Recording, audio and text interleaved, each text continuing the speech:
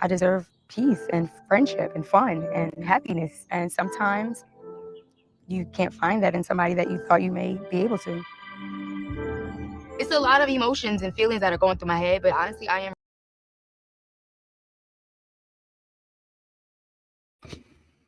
Hey guys, welcome to Little Blackbird 91. Listen, we're talking to you guys obviously about never ever met. Yeah, listen, can I be honest with you? Listen, if you're going to be using your ex-girlfriend to triangulate a situation, I'm going to need you to do better than that. I'm going to need you to remember your lies. And I'm gonna need you to be committed to the triangulation, bro. Like, there ain't no way you're going to tell a girl that you know what your ex called you when you know your ex actually messaged you and you go and confess the sin yourself. There was nobody to back you up apart from yourself. Why did you lie? Like, unnecessary lies, bro. You know what I'm saying? She like unnecessary lies for you to triangulate Alicia. Listen, I think Alicia got her issues, but you showing me that you got bigger issues like her too. So you complaining about her being, not wanting you, not behaving the right way. But brother, you showing us a whole level of manipulation in the situation, right? Intentionally trying to get her to feel some type of way because you felt some type of way. And that only happens when you have not fully addressed your own actual issues. And the problem is you weren't honest with her, right? Instead, you were always trying to be this calm individual without actually fully expressing what your actual needs were. That's why you got pissed off, right? Because you felt like she needed to be punished because you didn't get to actually say how you really felt. And the truth is, you should have told her how you felt. Okay, all right. You wanted to see how she really felt, right? And you wanted her to be triggered. And bro, at the end of the day, family, that is not the way to go about it. Okay, that's an unhealthy, toxic pattern. And both of you are toxic, but now you've shown us very much so yourself, Erwin, that you can't talk about her behaviors and not be trying to fix your own. You can't be coming off like you're calm, collected, and not fix your own. To the point where now all your boys are even laughing at you. That's crazy work. Okay, you got the boys laughing at you because you tried to come into the room and try to tell everybody a sob story about how you don't like Alicia, you don't think she's a very good person, right? You didn't know how to differentiate between good person and differentiate between the um aspect of what you feel um is the person's bad behaviors. You know what I'm saying to you? So for me personally, I have to look at it that way and go, bro, you can't be doing them things there. You know what I'm saying to you? Right? You can't be doing them things there, bro. You can't be doing them things where you are triangulating people and lying, bro. You know what I'm saying to you? Like you can't do it, bro. It's poor. Like she can turn around and say to you, you're a bad person too. She can turn around and say you're a bad person too. I don't like that. Let's not class people as bad people because they hurt you, but rather say that it's about behaviors. Okay, all right, it's about behaviors. Okay, so we'll talk about him a little bit later on as well. And then obviously we have Britney and Tai. I think this is such an interesting one. I saw both of their issues. Right, Britney wants Tai to be more invested and more attention on her. She wants him to make her a priority, which I think is all fair things. And then he also, I think, just wanted a bit more encouragement. I think he wanted a bit more, uh, attention from Britney too, right? And I think it was just both people. Both people were unable to really supply what the other person needed. They were both missing each other, right? So when they were talking, and he was having a conversation with her, and she said, basically, like, are you done? Basically, in a sense, rather than having a conversation. That just shows again that we're not really ready to work through conflict, and rather chose to look at it as him being condescending rather than looking at it as actually, let's start to fix some of these issues. You know what I'm saying to you? So there should have been more conversation that happened between the two of them, but obviously the mum got involved, the friend his brother got involved as well. So obviously there was that issues, but there's some major issues there we can break down. And then obviously with Brandon and Kiki, a shame again. I can see Brandon trying to open up with Kiki, but the reality of the situation is Kiki's and without really trying to necessarily do it, Kiki's actually gaslighting him in the sense of not trying to gaslight him, but she's gaslighting because there is no help here. Like, there is no hope here because Kiki is still in love with her ex. Kiki is pretending as if she is trying when she's not trying, because reality is she doesn't want that boy just yet because she's still locked in with her ex. She can't give anything else more than what she has already given to her ex. And so Brandon is actually chasing shadows. Okay. And I shout out to Kiki on this episode. I mean, shout out to Brandon on this episode. He's trying more to be more flexible on this episode. Unfortunately, it's just not for the right person as well. Tatiana and Clay. I need Clay stop lying. Okay. We're sick of the lies, bro. We need you to snap out of it. Let's let go of these lies. These lies are annoying. These lies are juvenile, and it's destructive because now everybody knows except Tatiana. That's embarrassing, bro. Yeah, that's mad embarrassing, bro. So for me personally, yeah, I'm not gonna lie to you, I'm not with that. You know what I'm saying to you? Like, if you got your whole girl out here on Front Street thinking that everything's cool, and you and other people behind the scenes know that you have a baby on the way, and you haven't told Tati, so Tati's having all of these people behind her back, and she doesn't know. She was like a fool, bro. Clay, you gotta do better than that, bro. That's disgusting, bro. Come on, family, that's disgusting. Can't have everybody knowing, and that is trash behavior, my guy. That needs to be worked through immediately. ASAP Rocky. That's not it at all. That is not it at all. That is not it at all. I was like, yo, I don't play them games, bro. You know what I'm saying to you? So that is crazy. That's crazy. And obviously Chris and Alex, we already know they're not going nowhere. Jay Cinco, there were Cinco and Jinko and Jay. Nothing much is happening there at the moment. We haven't shown much of them on this episode, but yeah, we're gonna discuss the rest of them in this episode. So if you're new to the channel, make sure you like, share, subscribe, click on that wonderful bell button for notifications of the uploads. Okay, of the uploads. Let me just quickly talk about obviously I think Erwin, we'll leave Erwin because I think that's a major one. I'm sure I see Jay behind me, so I'll leave that aside. I want to just quickly touch on the Britney and Tai because I think that was a really good one, actually, to break down really quickly, and then I'll get Jay on as well. I think that's a good one because I think this is a really good indication about how needs sometimes don't get met by people, and how sometimes you have to be able to be open to conversation in order to be able to meet each other's needs. Both parties felt like they were not getting what they wanted from the situation, right? Both parties felt like they're not being appreciated enough. And that's difficult. That's very difficult. Because when you are in a relationship, you have to look to try and fulfill each other's needs. You have to try and look at each other and go, okay, what's your needs? Okay, I got to trust that you're going to fulfill my needs, and I've got to fulfill yours. You know what I'm saying to you? Yeah, it was tight still. Okay, cool. Let me just bring this up quickly. Sickity. Oh, hold on. Let me put it on this one so I can just quickly show you this. So a quick conversation about meeting people's needs and stuff. I'll definitely do a separate video on this because I think it's a really good one to do as well. Let's have a look. You're a protector, but at that moment, you did not protect my feelings, and you did not protect my character. That's not protecting me. So I no longer feel safe with you. I don't trust you. Okay, so there was obviously a big issue here, right? Which was between Tai and Britney. She said something really powerful. She said obviously she didn't feel safe with him because of the last argument that they just had. This is exactly why I said that I can't argue with women no more.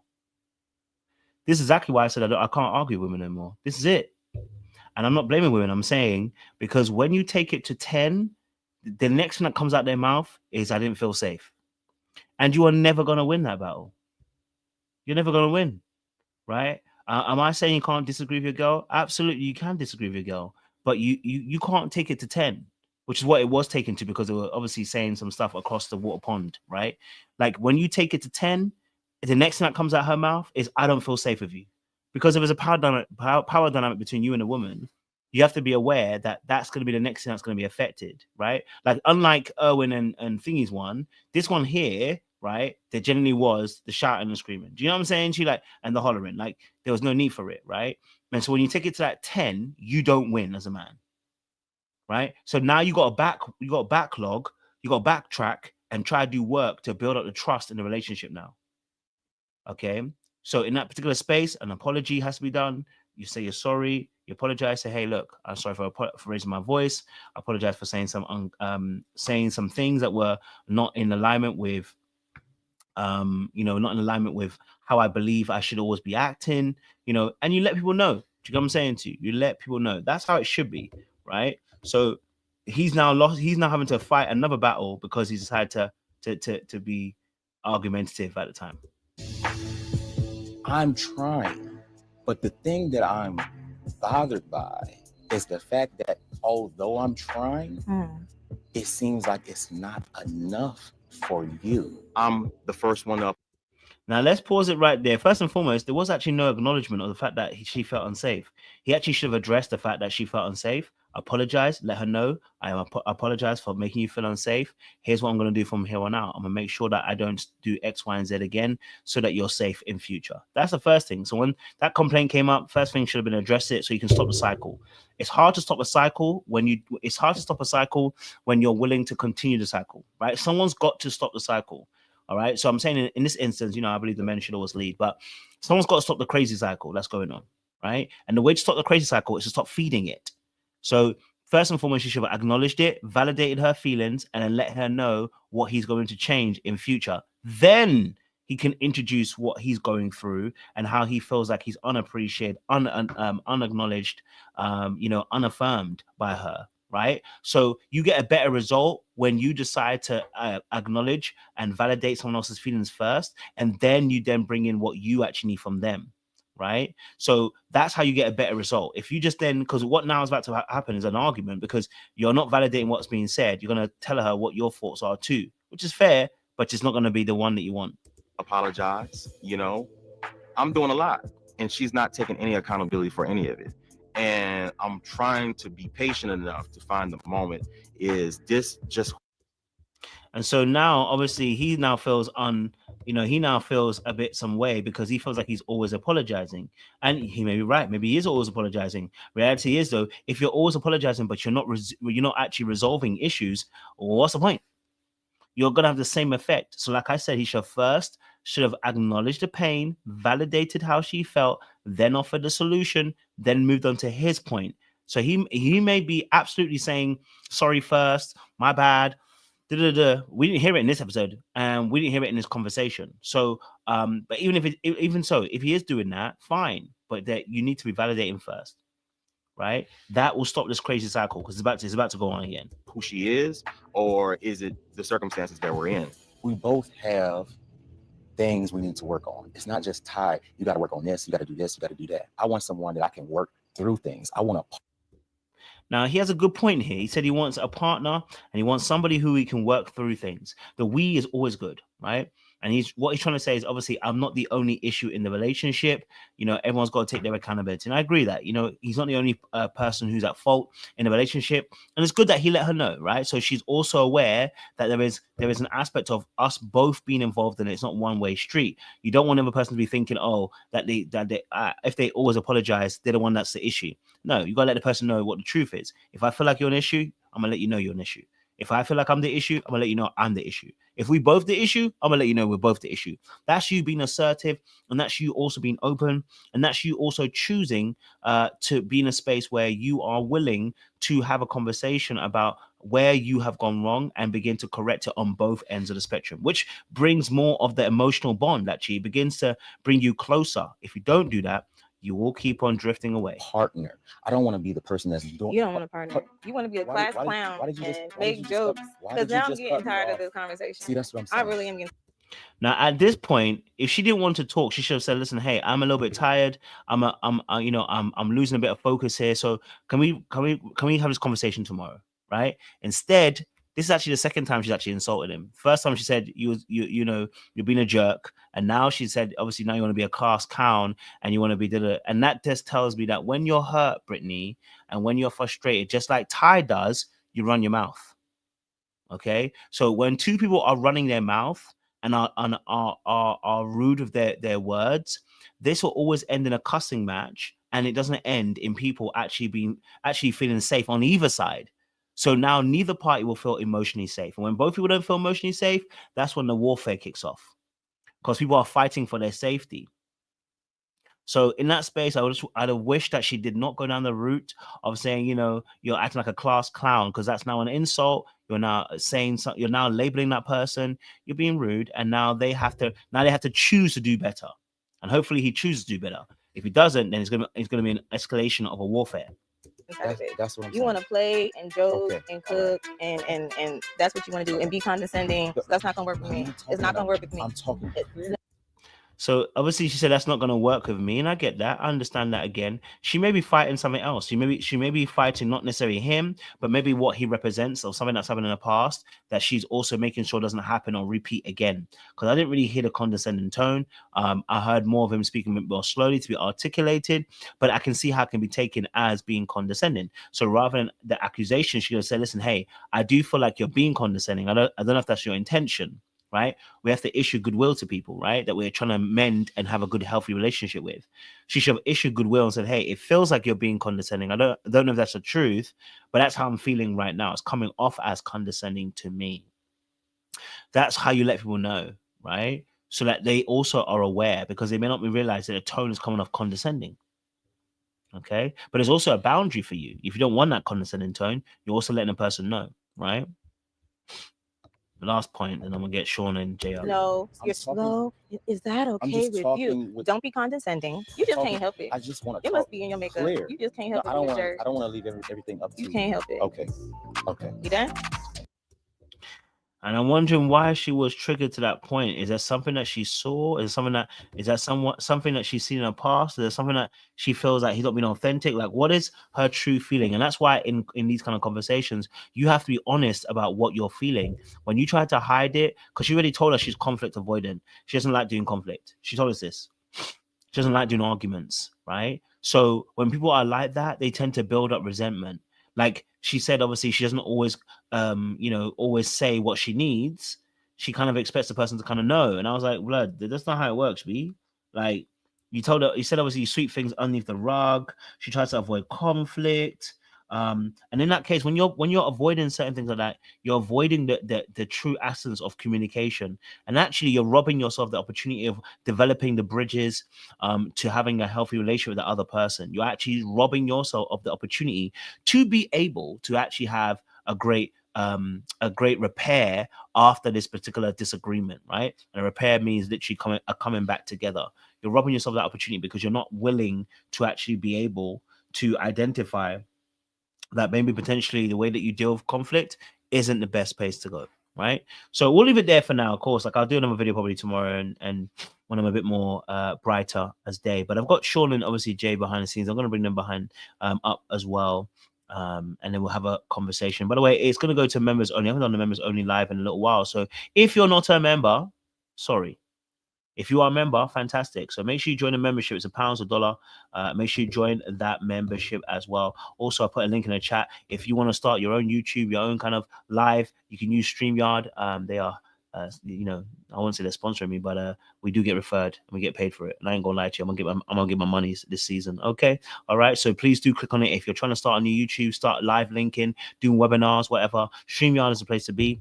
Use that link, get yourself a bit of a discount, and also by all means, I'm gonna get my money too. Okay, all right. I see a couple of you already clicked it, and I got some change already, so I ain't mad at it. Okay, all right. But okay, let's continue. Let's get this conversation flowing, and I'll get Jay and Sean up here as well.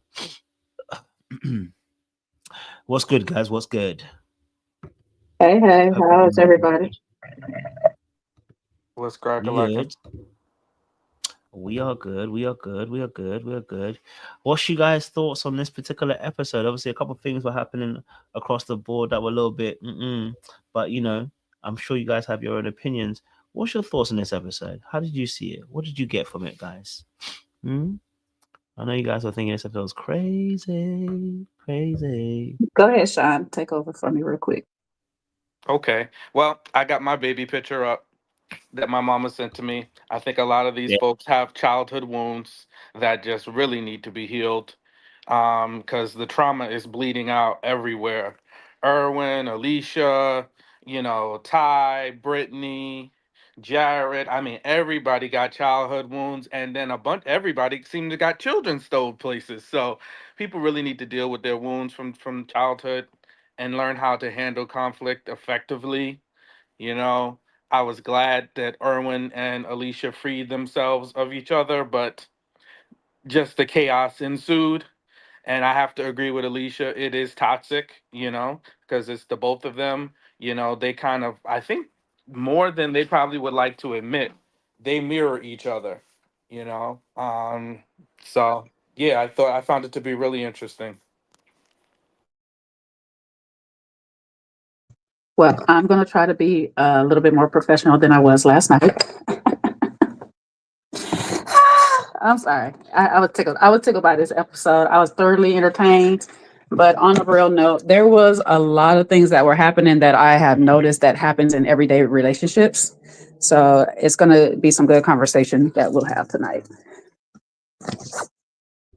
Absolutely, you've not told no lies. It will be a good conversation. Let's start off strong then. Let's start obviously with a couple.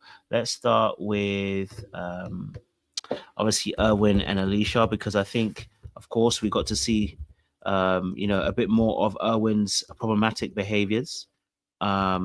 And it was manipulative behavior as well, in terms of the way that he said about his ex, and then he backtracked. I just wish that if he was going to do that, he's got to go all the way. I mean, if you're going to go dark, you got to go dark all the way. You can't backtrack halfway through with the rest of the group. Now you look silly. But I want to get you guys' thoughts. What was your thoughts on Erwin and his talking about how his ex called him, who actually really messaged him, and thought that he's the most amazing partner ever, and he started crying in front of the group. What's your guys' thoughts on this, man? Let me do one thing at a time. What's your thoughts on the manipulation? Erwin is unhinged, okay? And I've seen glimpses of it from the beginning, but now we just see that he is just unhinged, because Yeah. it was just the whole execution of whatever he was trying to do was just very disjointed, you know? He wanted to lead the discussion to break up with her. Okay, fine. I think, you were on the right path. And then like he's trying to have this long-winded, drawn-out discussion after he says that they're not supposed to be together. You said it. So like once you make that determination, it's like why you feel the need to keep giving a speech now. This is, you want to grandstand, you want to, puff yourself up, and then you're trying to deliver some death blow, And I don't know if he thought like she was going to fight with him more about the breakup or get an argument or rise out of her. And I'm like, bro, you really need to heal. And I just don't, social media has good things and bad things that we learn from relationships, but I think a lot of people just pick up these words and then they start throwing them around and then they want to use them. He used emotional intelligence about like 30 different times, said he was, she wasn't. Bro, that is the antithesis of emotional intelligence. If you want to have this argument, you want to talk negatively about somebody, that's not emotional intelligence. You know what I'm saying? So you're talking about her emotional intelligence that she doesn't have and that you have it. Meanwhile, you're displaying a lack of emotional intelligence. So I just want people to stop using these words that they hear somewhere and just throw them around all over the place, which is what I felt him to be doing. And then all of this stuff about his ex liking a picture and then crying at the kitchen about what didn't happen. It's like, bro, you're very dramatic. He is dramatic and he is emotional and having no emotional intelligence. And she is equally difficult, hard to deal with, says whatever she wants to say, So I think the two of them are just badly matched. So that's what I think about that. Well said, Sean. Well said. I felt the lack of manipulation was extremely hilariously funny in my opinion, because jokes is on him, as he was trying to be petty and get back at Alicia by trying to throw the X in there to have a little dig to see if she cared. he needed to stick to that energy. He needed to keep that same energy all the way through, not run into the house and start crying. Revenge is a dish best served cold. That is the Chinese philosophy. Okay, like you cannot sit here and be petty with somebody and have feelings. I'm trying to figure out when emotional intelligence got so daggone emotional, because when he went up into the house and started trying to give this story of how the ex reached out and called him, liked the picture of his sister, and somehow that was God's way of telling him, I need to get back with my ex of 5 years ago, who couldn't find anybody that fulfilled her emotionally like I did. Like, sir, are you serious right now? Like, what in the fluff is this crap that you're trying to spill to me right now? I am glad that Alicia, and y'all know I'm not a big fan. I have not been a big fan of none of Alicia's actors, but I'm glad in this moment she just held composure and was just like, okay, I'm good. I got, we going home, we breaking up. We agree to disagree on a lot of things, but we agree on this. Appreciate you. Have a nice life, sir. That's all he needed to do. He was doing team too much, and jokes on him because she don't give a fluff. She don't care. You cannot be manipulative or petty or any of these things when a person just does not care. So I don't know where he's going in life with this or whatever and stuff. He need to, if he's going to, matter of fact, he just need to quit trying. He need to quit trying to be that, just be your eagerly loving self, to be in a relationship with somebody so bad that you're now in tears over this woman that was just so awful to you that you don't understand why any of the people in the house like her or whatever and stuff like that. She was just all of these negative things that he wants to sit here and say about her before he leaves. I'm trying not to laugh, y'all. I'm sorry. I'm trying to do this without laughing, because this makes me laugh all the time when it's just like you're just being this retarded or whatever. And excuse my French on it. I don't want to insult the mentally challenged, but sir, this was just stupid of you to just go here. Like, in my opinion, I'm just gonna be all the way raw with y'all. It was just stupid of me to go there, because it's just like, break up. You don't want to be friends, cool. You ain't got to announce you want to be friends, don't want to be friends. You just don't have to talk to her no more. Go on about your business, have a nice life, and be well. I'm sorry, I just want to laugh, y'all. Okay, you know what? Let me mute myself.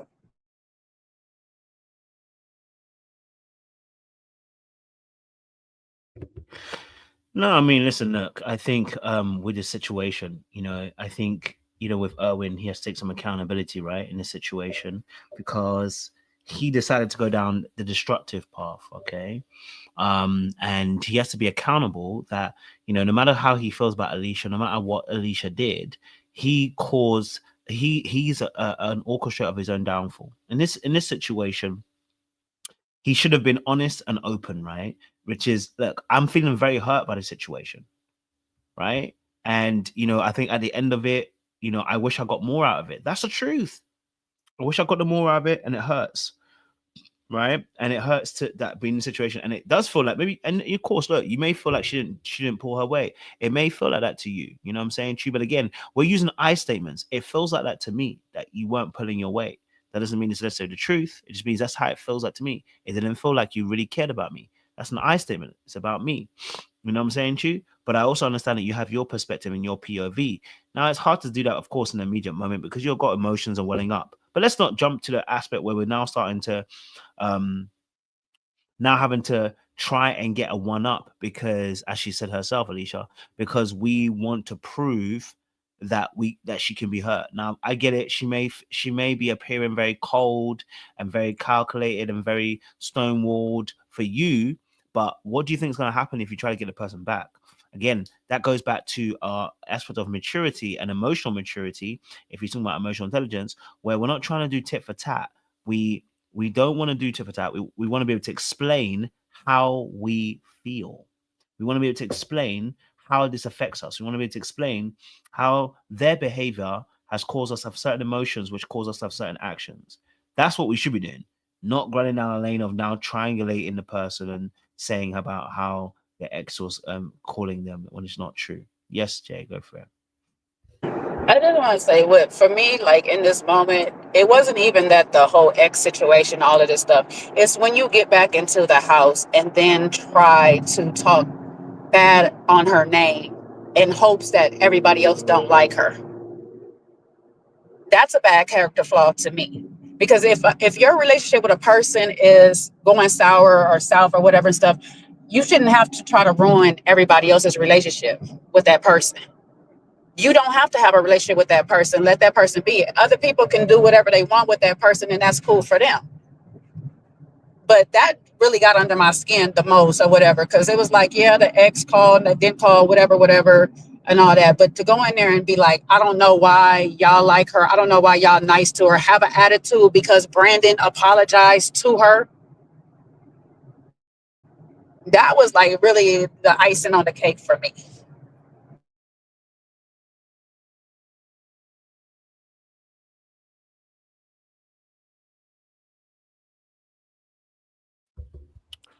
Go for it, Sean.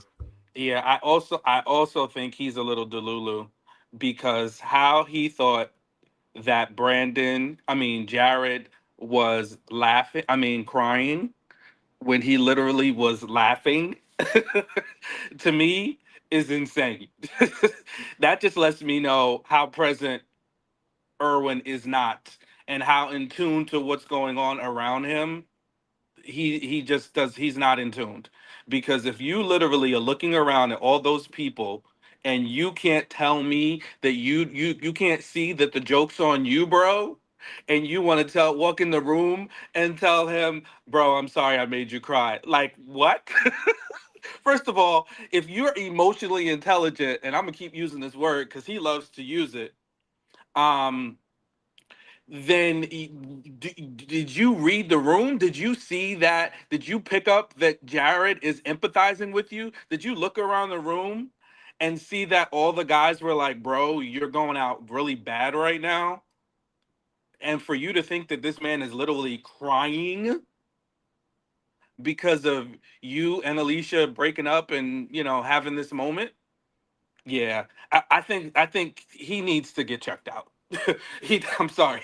He needs to get checked out because this is a 44-year-old man. Like, bro, he's not like 20 something, early 30s. No, you're well into your almost mid 40s. Like, you should be a little more mature than this and in tune to what's going on around you to know that no one is crying over this foolishness you got going on. Nobody is believing whatever stories you're trying to sell. Delusional is light work for what I think that he's, some of the issues he has. Now, Sean, one, I'm trying not to laugh, okay? But just like Jared, we were crying. We were just crying, laughing. I'm sorry.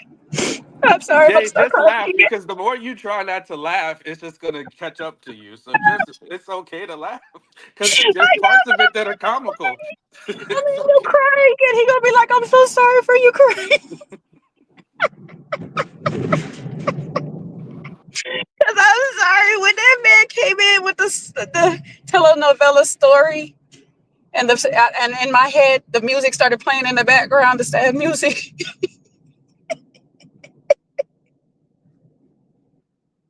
I was like, "Are you serious? Are you done? Are you done?"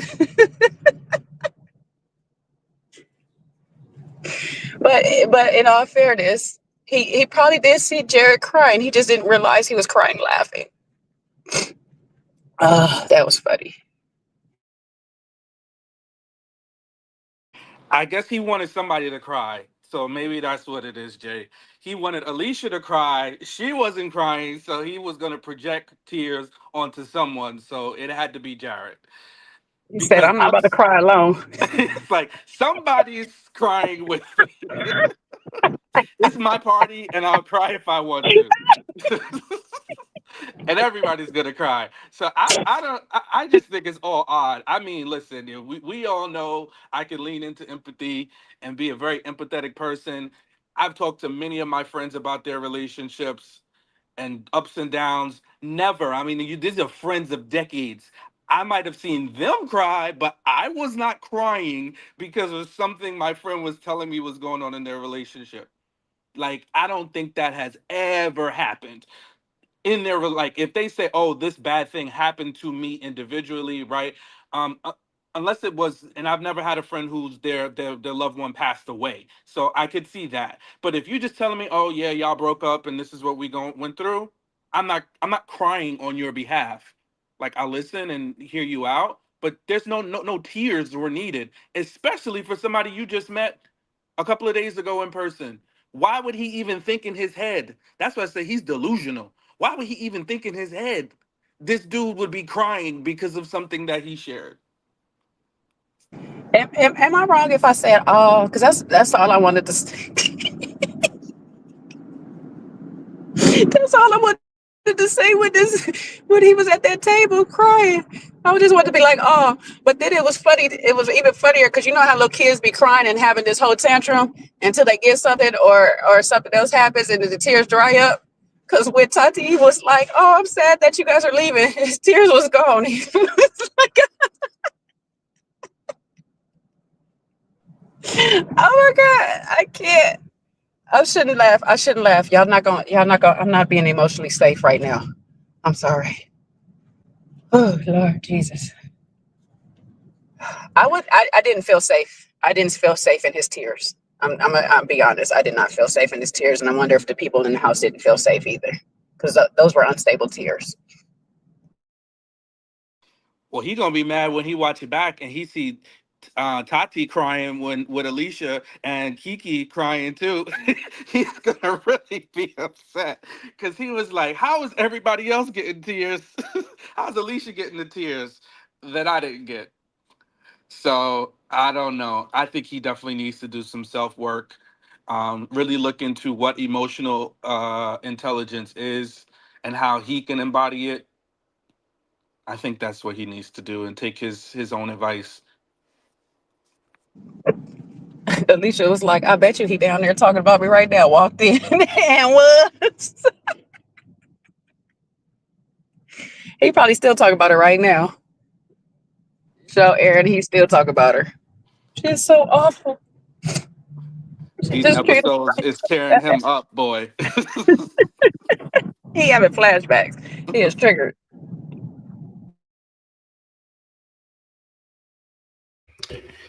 And I think obviously when Erwin went back to the group in it, and I know you're Jason for that, but when obviously Erwin went back to the group and the man them are cracking up about him, like I was like, bro, like Sean saying, like, can't you read the room, like, brother, like it's like you're not aware that how you're coming off to other people, and then when you keep going on and on and on about the situation, about how she's not a good person, she's not this, she's not that. I'm like, bro, you're not seeing that people are looking at you like a fool. Like they're looking at you like he's a fool because he has no justification for why he did what he did and why he's saying what he's saying. They get it. Listen, she might have said what she said or done what she would have done, but you're doing way too much in that kitchen. See, Brandon got away with it because, fam, they actually could see what Kiki was doing. I think he thought he could pull a Brandon, and actually he'd been pissy all day because before that, in the kitchen, when Brandon came to apologize to Alyssa, sorry, or whatever name. I can't killing up names, but no, you got it right, Alicia. The first time, yeah. Alicia. Okay, thank you. When obviously Brandon obviously apologized to Alicia, right? He started telling him like, oh, can't believe this, and I was like, bro, like the apology was for her. Like, I don't get it, fam. Like, why are you vexed? I'm like, fam, you can't. I said, bro, like, at this point, you're becoming an enemy of state, bro, and you've proven to me that you are the most problematic one. You can't even be comfortable that someone's apologizing to her for, the way that they moved. You know what I'm saying to you? And it's like, you want everyone to turn against her. And I was like, okay, bro, now we've got a big problem. You want everyone to be against her for the fact that you have an issue with her. And that is problematic for me. Very, very toxic behavior. If you have a problem with her, you have a problem with her. You know what I'm saying? All right. Leave it at that. You know what I'm saying? Nothing else. I agree with that. At first I looked at it because I was looking like he's annoyed because Alicia's not apologizing back to Brandon. But you couple that with the statement later on is I don't know why y'all like her, you know, all this, like he's coming in the kitchen talking bad. Is dead on what you're saying right now. Is like you want everybody to hate her because you're not getting along with her. And these people don't know you from Adam either. So it's like, why should they have loyalty to you and not her? So at first I was looking at it one way, but at the end I'm like, yo, bro, you are totally toxic because you're so annoyed with her that you're mad that she's being apologized to. It's crazy to me. Yeah, I feel like it's a sequence of events, and it starts. I think, and I think we see this a little bit too with Brandon and Tai, with Tai and Brittany. Sorry, it's creating narratives, and I think that's the dangerous thing about people creating narratives and then running with them, especially for somebody that you're just really meeting, because theoretically these people don't know each other. And we see how Erwin just ran with narratives. The minute anybody said anything about Alicia, he jumped, not in defense of her even, which is natural for somebody that you like. He went against her because he had built a narrative about her and who she was, because she didn't like him. So he was willing to accept anything negative, you know. And I think people, it's like an insidious thing, because he's fighting against himself by still trying to say, oh, I'm trying to date her, I'm trying to make this work, but at his core he really doesn't like her. You know what I mean? He really doesn't like her, and that's why he is wanting to go to these depths, to try to now at the end hurt her in with these little ways that's backfiring, because he's already built a narrative in his head. So when Brandon is trying to apologize, it's pissing him off, because that competes with the narrative that he builds up, and he wants everybody else to have the same narrative about him. Well, I don't think Alicia is doing that about him, you know, or to him. But he, because he's feeling rejected by her, is building a narrative of, oh, this and this about her, because it justifies her not liking him in his head. So I think it's just very interesting. And then we just see in real time in HD how his narrative crumbles, and then it backfires on you. So it's always just be careful when you're trying to build a grave for somebody else, because you're gonna fall in that same grave. And it's unfortunate. I hope he like looks back and doesn't try to pit himself as the victim, but looks back and see like, damn, you know, I missed the mark on how I handled this whole thing. You know, I might have to do something that I rarely do in these settings like this or whatever. But I might have to retract the little statement what I had gave for Alicia, and I might have to offer an apology. Because remember when she was saying he's unsafe, she feel unsafe. Well, if this is type of emotional instability that he's been giving, and we didn't get the unedited version of it in that moment when she made that comment, because we didn't see anything. We didn't see anything when she had made that comment from him. But if he's doing this type of behavior, like he's down with the group and all this stuff like that, how he's acting now, I would feel unsafe too. Because emotionally, you're unstable. And I don't know where to stand with you. Like you're in 1 minute you're cool and collected, and next minute you're just crying tears everywhere and stuff. I don't know what's happening right now. So I'm gonna give a semi-apology because I'm not really sure if he gave any of that in that moment. But if he did, Alicia, girl, I'm sorry, girl. You was right to say you do not feel safe in that moment.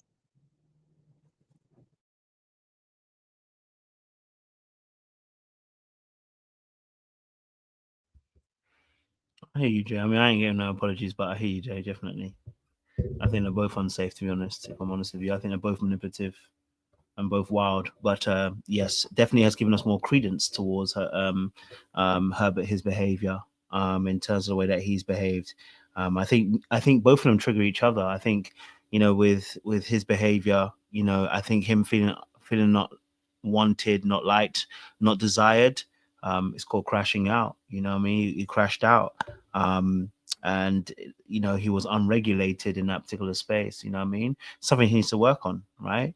Like, he's not as regulated as he might think he is. And I think he will have to look back at that and be like, actually, that led me to a place of manipulation and led me to a place of trying to one up her and trying to hurt her. At that point in time, you're not gonna, you know, that's not a safe behavior to do. So he's gonna have to look at that as well, you know. So definitely hear that particular perspective. Any other thoughts on Erwin and with Irvin and Alicia, sorry. I pray they never ever meet again. Yeah, exactly. Not they afraid they don't meet again. Crazy work. I'm with you. I'm with you. Yeah, definitely hear that, man. Hopefully he'll look back at it and he'll realize this ain't the way to go. All right, cool. Let's talk obviously then another couple. Let's talk obviously then about Tai and Britney. They obviously had their conversation as well, and there was a difference of opinions in this particular aspect as well. So you know, I wanna know what your thoughts are on this one, Britney and Tai. What's your thoughts on this?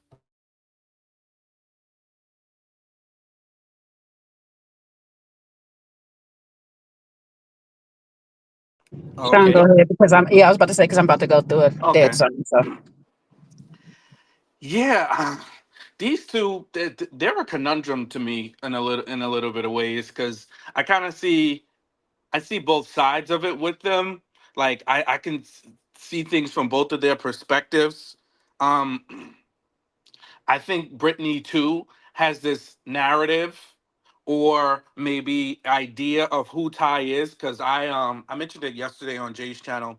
I had seen a comment that she posted in Tammy Talks, one of her videos that she did about them, and she mentioned that there was a lot of things going on behind the scenes, and you know, there was stuff that he was saying and things like that. And even in the previous episode, she mentioned that she thinks Tai may want to sleep with her, but he doesn't really like her. So I think she's not being fully transparent about how she feels about things that have happened. She's maybe holding it close to the vest, not really dealing with it.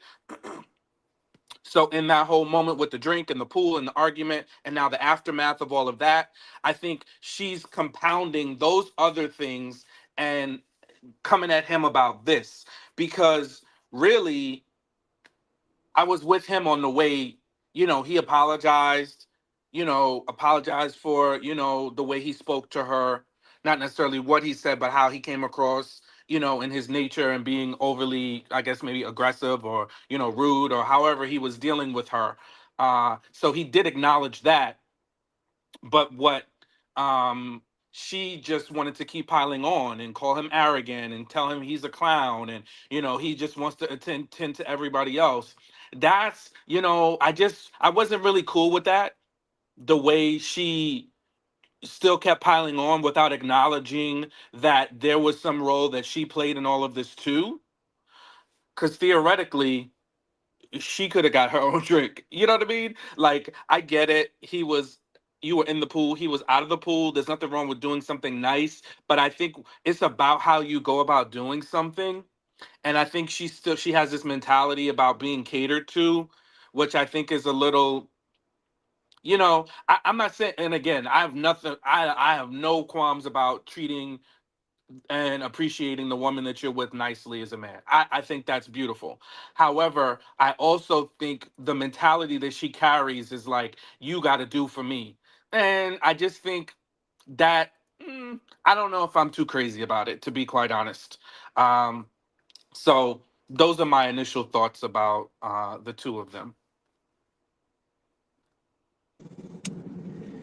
initial thoughts about the two of them.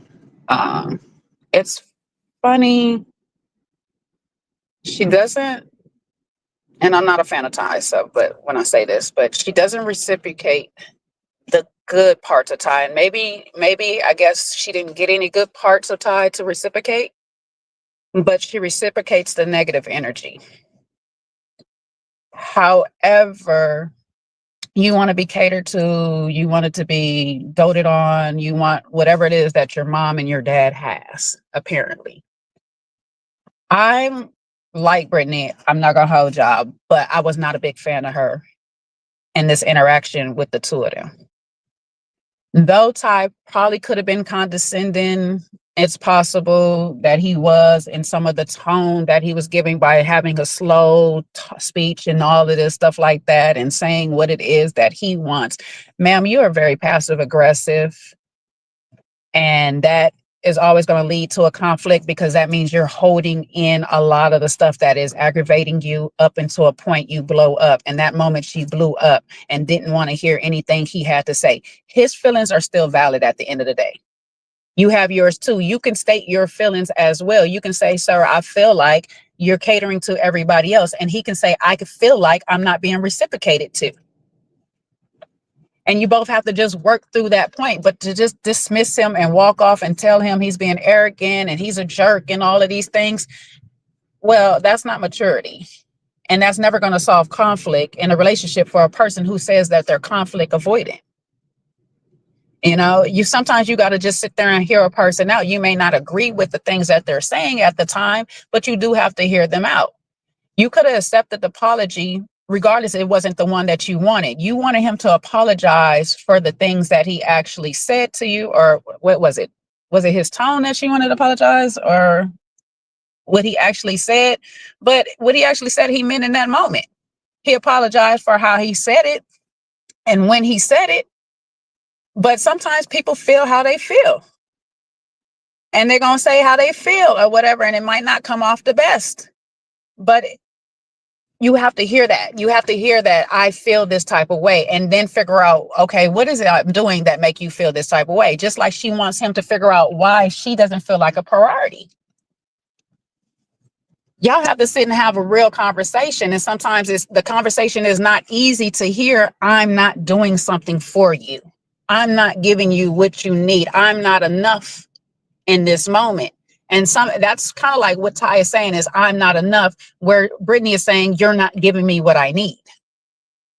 So you're going to keep missing each other if you just don't actually sit down, talk to each other and hash it out and say, how can I best serve you? Because that's what we're trying to do. That's what we want to do. And that's, I think, what Tai was getting at is we need to be able to serve each other. You just keep calling on me on all the things that I need to do. However, what are you doing for me? First thing she want to do is blow up, call him all kinds of things, and then run away. But man, what are you doing? Other than calling on him every 5 seconds for him to do something for you. And I'm like with you, Sean, like I said it last night, part of me is, if I'm in the pool, I kind of don't want to get out. I hear her where she say, listen, don't promise me all kind of things that you can't deliver on. Don't build me up. I get all of that. But you wanted an alpha man. An alpha man tends to the whole flock. He can't just tend to you and you alone and solely you.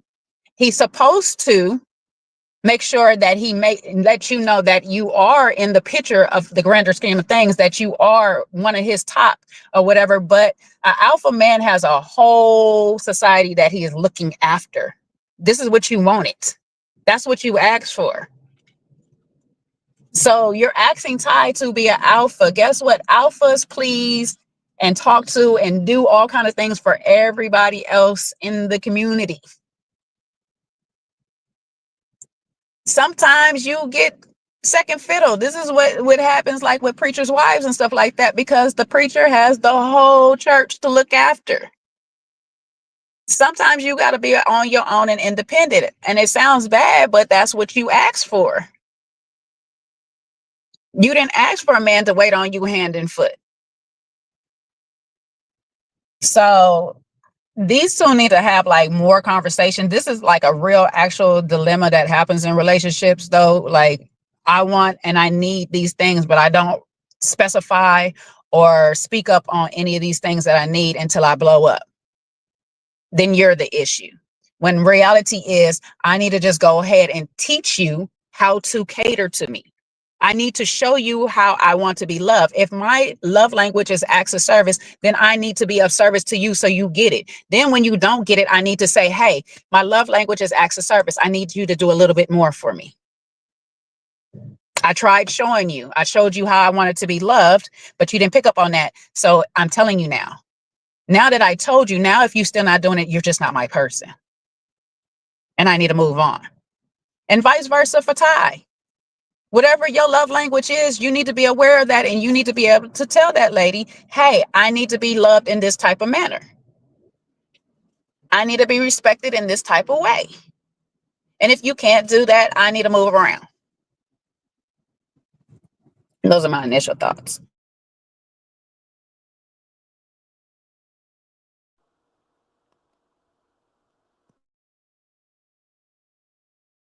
Before you're going, Sean, my bad. Yeah, no, I think with these two, it's interesting. I think this is, like I said, Jay, earlier on, right? This is your everyday couple, missing each other, and not being able to hear each other's needs. Like I said earlier on, I think Tai could have done a better job in validating her pain and what she had been through. I do think Britney was rude in this particular point. I know he made a mistake and escalated their previous encounter, and he was wrong for that. And he should have, and I'm glad he apologized because he was wrong. Regardless of how he felt, he was wrong for escalating it to that level. I do feel like Britney just needs to pay attention to the fact that she's passive aggressive. And when you oftentimes are passive aggressive, you think you're communicating when you've never communicated. So she really let us know that she is somebody, who is a conflict avoidant, that she ain't gonna say it always what she feels. And if you're always in that position where you don't say how you feel, unfortunately, you're more than likely going to be passive aggressive in your actions, and then you have resentment that builds up, that blows up like this. So it's a case of just like working on that aspect, and obviously for him, be more attentive and attuned. He should have also been honest. Here's what I need in order to be motivated to do more. You want me to do more? Here is what I need to be motivated to do more. Okay, right? And let her know, like, this is what it's going to take to have more out of me. But I don't feel inspired to want to do more because you do X, Y. Because when you do X, Y, and Z, I feel like I'm not being appreciated. Right? He's got to also let her know, like, what's going to help him to be more inspired. That's on him. He's got to be in tune. He's got to be in tune to be able to let the person know. So it really just takes communication on both sides in this particular aspect as well. So, yeah, I definitely feel what you're saying on that, Jay. Go for it, Sean. Sorry. Oh, no worries. Yeah, that's why I said from the beginning, like, I think this is one of those both sides things, and I think like oftentimes what happens when we get into arguments as couples, we feel like, okay, we have this element of right, so that makes us right in all aspects, and it doesn't, because the way she's delivering her message, the way she's handling it, the way she's even receiving his apology, she's off base, with that. And if she has other evidence of things that Tai has done, which if we go based on the comment that she posted, then you need to make it about that and not try to like backdoor it with all these other things. Say, hey, listen, these are some things I'm feeling. These are some of the things I've heard you say when I'm not around and I don't feel comfortable, and blah, blah, blah, blah, instead of still trying to push the needle with him being of service to you. But in fact, you really don't like him because of some of the things that you've heard him say or a vibe that you're getting from him, So that's the other thing. And then when her mother shows up, we get even more context because her mom tells us this story. Her mom looked great, by the way. Mama looked good. That's her Um, sister. well, whatever. She said it's her mama. But at the end of the day, the mother's talking about the father is impressing her every day, which I think is bullocks, because ain't no way everybody's impressing somebody that they're with every single day of the week. I get the sentiment, but at the end of the day, the mother did give her some good advice in saying like she needs to be more patient, which I can get that from her, from seeing Britney operate a little bit. And then when Britney talked to the brother, she had a whole lot more vibes with that brother. So I want to know what the nature of their relationship was. So Sean is on Brittany. I'm gonna circle back to Ty and something he was saying. Like, you want to say that you want somebody that's reciprocal and all of these things. As the man, you are the lead. So what am I reciprocating? If you're giving me negative energy, guess what? I'm gonna give you that back. If you're giving me love and care, guess what? I give you that back. Because when you're asking me to reciprocate you, that means you're giving me something that I have to give you back in return. So Ty, if you're ignoring her, yes, she's going to reciprocate that same energy. She's going to ignore you. If you're disrespecting her, of course she's going to disrespect you, because what you asked for is what you're now receiving, reciprocation of the energy that you're putting out. And back to the brother, I like the way that the brother handled Ty.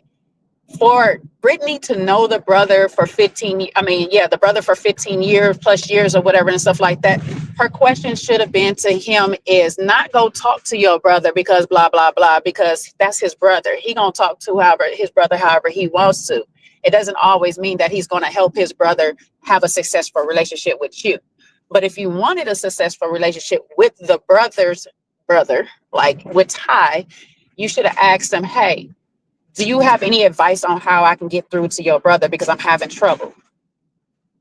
What seems to work from your end, or what you notice from your end on how to talk to him? Because sometimes when I talk to him, it seems like it's going out one ear and out the other. Do you have any good advice for me? Then work your magic. Because one thing a person don't really like, especially if it's an alpha, is having another person come tell them what they need to be doing about their relationship. Sometimes that can go wrong. The brother did handle it very well. He handled Ty very well. He listened to him. He validated him. And that, you know what? I feel like they both can learn on how the brother handled that. But he validated him and then corrected him. And he did it in a very masculine way that he didn't degrade or make his brother feel less than when he did it. It was just like, I would have just probably approached it more so this way. This was a better way of handling it. So maybe, try that tactic next time and see what kind of results you get. So, I just feel like Sean said, there's a lot of energy for the brother that she was given that way. However, this is somebody you've supposedly known for 15 years. You should be able to comfortably be able to talk to him. You're now dating his brother. Hey, give me any advice that you can give to let me know how to deal with yours. Another thing, I want to free us in 2025 from this alpha conversation. I think, we can move on, just as kind of what you were saying a little earlier in your commentary, like be descriptive about what you need from a person. Because one, some aspects of whether somebody is alpha or not, or whether that's a general reality and how people show up, some of that stuff has been debunked. But nevertheless, whether it's valid or whether it's not, describe the kind of person that you want. Because even if we're gonna agree to somebody being alpha, a lot of the things that come along with being an alpha, you probably don't want those things. And truth be told, no disrespect to Ty, I'm not proclaiming to be an alpha, but he's not an alpha either. He doesn't show up like an alpha person does. So even if we go along with the, colloquial understanding of what we think an alpha to be, it's not him. Nevertheless, I think she just needs to be clear that someone catering to her, acts of service, those things are very, very important. I think that's what she needs to lead into, because that's what seems like matters most to her. So scrap the whole alpha, beta, sigma, gamma, of it all, and just say, I like a man that really caters to me. And then that man can determine and decide if he's somebody that is that's in his wheelhouse, because then Ty might have been to say, hey, listen, I'm a group guy. I'm a good time guy. I'm a fun guy. I like to, have fun with my guys. This is what I do. And like when we have parties and stuff, I want everybody to be happy. I'm a show pony. He's more like a show pony, somebody that likes the attention. He likes to entertain. He wants, to be in the middle of the crowd and everybody giving him high fives. They could barely have a massage without him cracking jokes and being a little silly, So I think like she just needs to be clear, and then he also needs to also be clear about what he wants, and not also be passive aggressive when he feels rejected by her. So now he's not going to do things that he already said he would be willing to do. Bar, Sean. I just want to do something real quick and we can move on. I just want everybody that can possibly in the chat, one, like the video. Okay, subscribe to the channel if you haven't already. But two, tell me what you believe an alpha to be. Because Sean has a point. Like everybody has a different description for what an alpha, delta, sigma, whatever the case may be is, or whatever. And that's the thing. You're just generalizing. I want this, but when you really want something, you kind of have to be specific in your ask.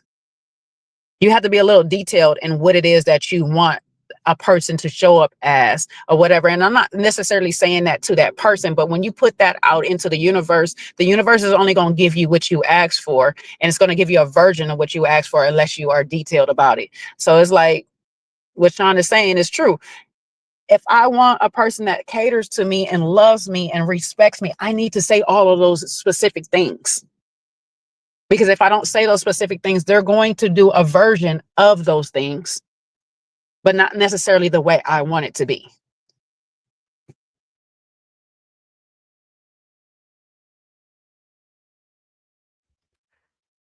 Yeah, I mean, listen, look, I think, you know, I think these two here, the whole point is communicate. You know, the whole point is really communicate beyond the surface level of some of the complaints that you guys are having, right? Because it's easy to choose a side. Maybe some people are going to say, you know, I'm with Britney. He doesn't give her enough attention. I'm with Tai. You know, he's not affirming or acknowledging, or she's rude, whatever. Doesn't really matter which side you fall on, to be honest. You need to start paying attention to the fact that these two are having a disconnect, and it requires for them both to start talking about what their actual needs are. And so in that space, you know, we know that obviously Britney wants somebody who's an alpha male. The reality of the situation is Britney is not versed for an alpha male. If you are passive aggressive, that is not versed for an alpha male. You are going to suffer. The alpha, if that quote unquote person you're talking about is an alpha male who's supposed to have obviously an assertive type of energy, right? Borderline aggressive, you're never going to work. Sis, your energy doesn't carry for an alpha male. That's why you're stuck with T right now. And T definitely ain't no alpha male. Okay. So you are not realizing the way that you're showing up, you're going to end up with what you've got already. Right. So in this particular space, there is things that both people need to start working on, because we need Britney to be more assertive and actually tell us what her latent needs are. What is it you need from Tai? Right. And stop trying to be, you know, let me mind read, and then, or even throwing tests out there like, okay, are you going to get me a drink? This will prove if you like me or not like me. Like, you know what I'm saying? Chew, just have a real conversation, you know? Personally, I didn't like the way that the mum came in. The mum decided to try and say, but you are doing this. The mum has no evidence of what they're actually doing. If you are a third party coming in to help what people are saying, how can you come into the conversation and tell someone what they are doing when you weren't there? You have no evidence. No, you have no evidence. You weren't watching no videos. You weren't seeing no links. Sorry, I said it because I'm looking at long term, right? That mum will become a problem, because there's no way you can tell someone what they did. There's no way. How would you know? You weren't there, mum. And that told me also about the mum too.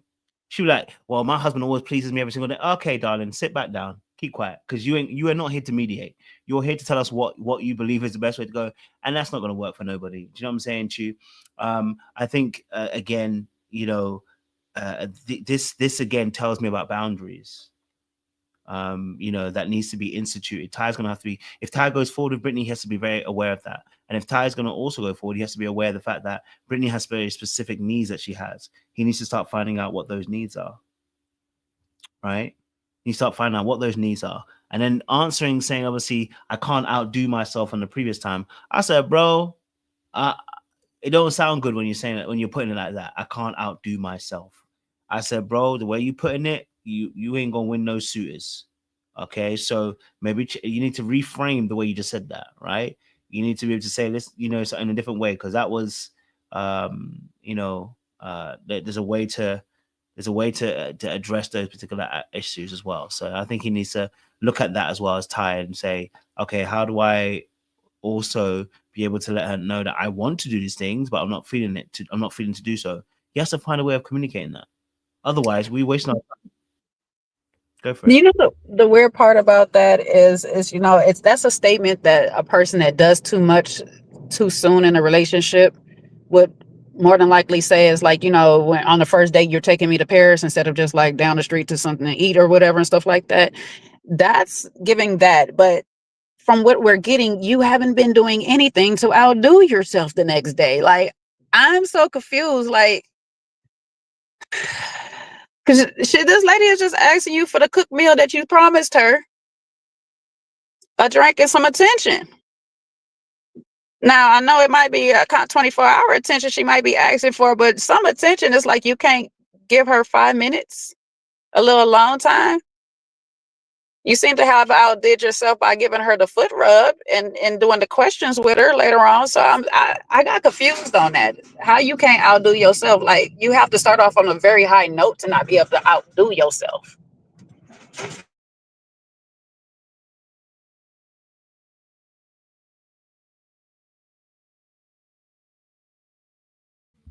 Any other thoughts? Go for it, Sean. Yeah.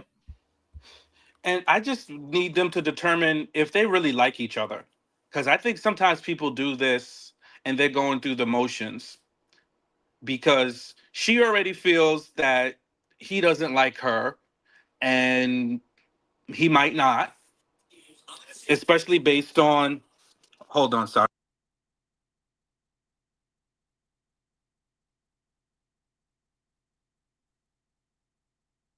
Did he say hold on or it just went out? What happened? No, I said hold on because my TV popped on. It was the spirit of somebody. The spirit of Erwin. Disruption. Did it come on with some sad music in the background? No, it was just disruption. It was like, shut up. But all jokes aside, yeah, no, I think my point is I don't really think they like each other. She's already built up a narrative about him and how he behaves. And then, because as soon as when she met the brother, she said to the brother, you ain't tell me your brother was like this. How do you come back from that? Like, for me, it's like once you've gotten all the way there, that's you're talking about him to his own brother in a negative light. You don't like him. So what hoops are you expecting him to jump through to now win you back over? And I think that's how she's going to set it up so that she can maybe get some of the things that she wants, but you really don't like him. And I think he probably really doesn't like her because he's using some of these other activities and cooking for people and being the entertainment committee as a way to get away from her, because whether he doesn't like her or he feels like he's not going to be able to get, sex from her, whatever, he don't necessarily like her all the way either. So Well, I think don't forget, in 1 week he calling her old girl. Well, they had that heated argument. So I think they just need to call it quits. And people need to realize, hey, I'm getting a feeling like I don't like this person. I need to stop it here. There's no need. There's nothing for us to work on. This is too early. This early in the stage, you already don't like the person. You're not even able to give them grace to see the best in them. You need to move on and not keep kicking the can down the street and just keep winding up into more and more, scuffles. Well, I told you he transactional, so until he gets some cookie, he ain't trying to cook for her.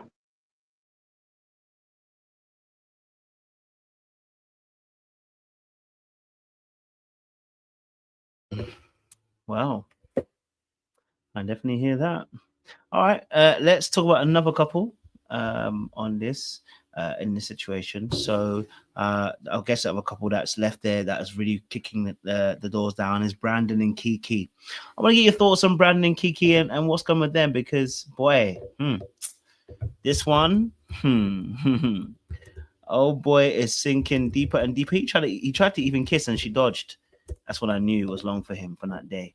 What's your guys' thoughts on Brandon and Kiki? How are we seeing them two?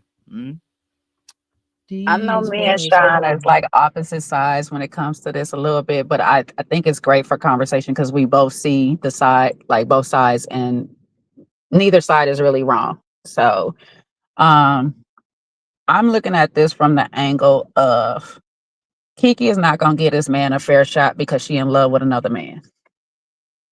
So it's a losing battle for Brandon. Brandon can't do nothing right, even if it was right. Timing was right. All of this, it's just not going to be right because Kiki don't see it for you because she's still hung up on that ex. Point blank, period. You know what I'm saying? I don't know if she's still dealing with the ex. She can't even give an answer to confessional. The people asking her the question, do you still like the ex and stuff? Well, why are you asking me that? Move on. Let's go. Next question.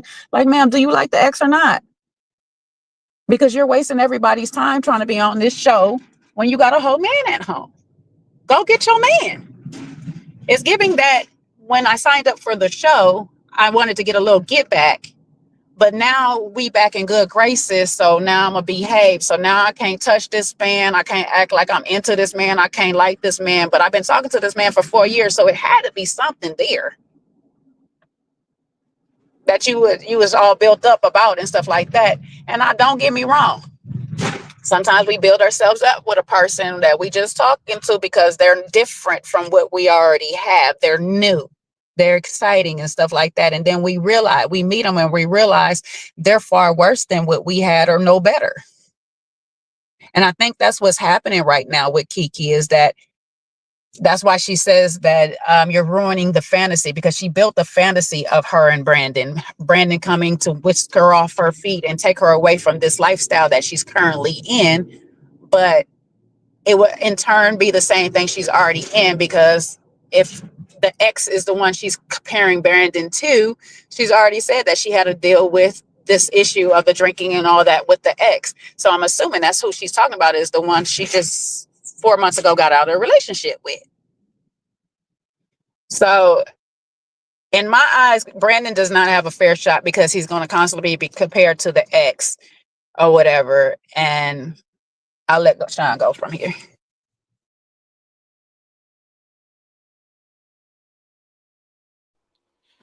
Yeah, I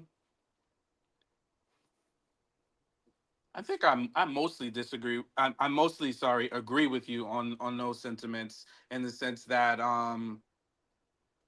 she's still got all these issues back home to deal with, and she's still holding on to this secret and not being fully transparent with Brandon.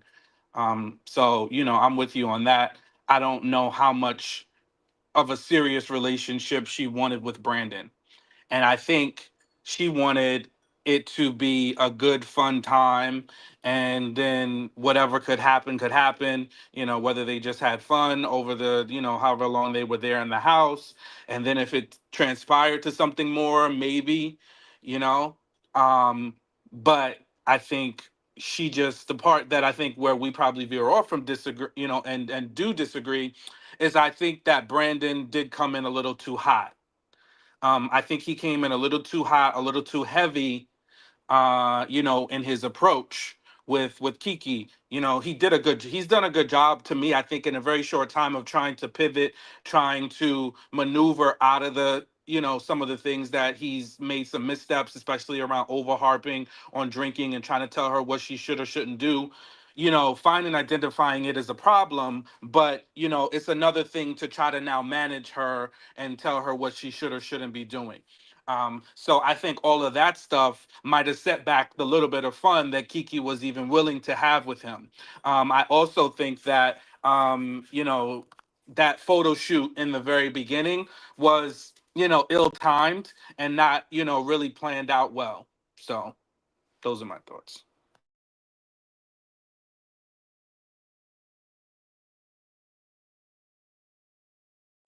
Yeah. It's part of it. Like I said, I don't necessarily disagree from it or whatever and stuff like that. We said it last night or whatever. I just feel like he's just never going to have a fair shot because she's hung up on somebody, regardless if the timing of him is bad or not. We'll never get the real truth because she didn't give him a blank canvas to start with.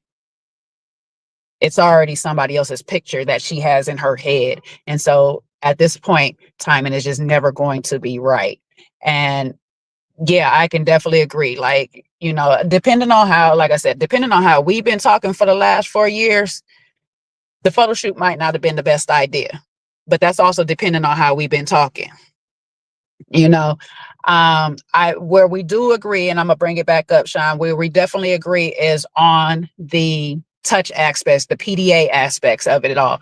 That lady hugged herself when it came to Alicia leaving and all this stuff like that. Something about her, she may not like to be touched. I know people that's like that. You got to respect that boundary or whatnot.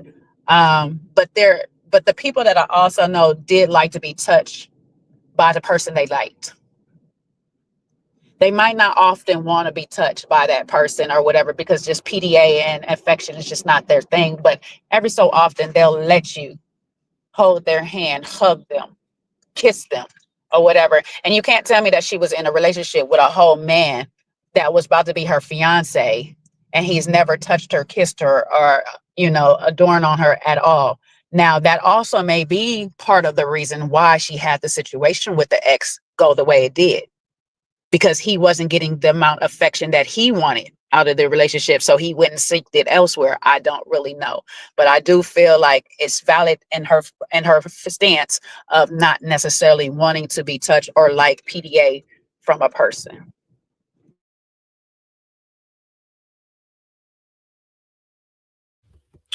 Yeah, she's actually she's within her rights to not want to be touched or to have people physically get close to her as well. You know, I don't think that's anybody can say anything about that. You know, I just think to myself, it's not for me to understand, it's for me to leave.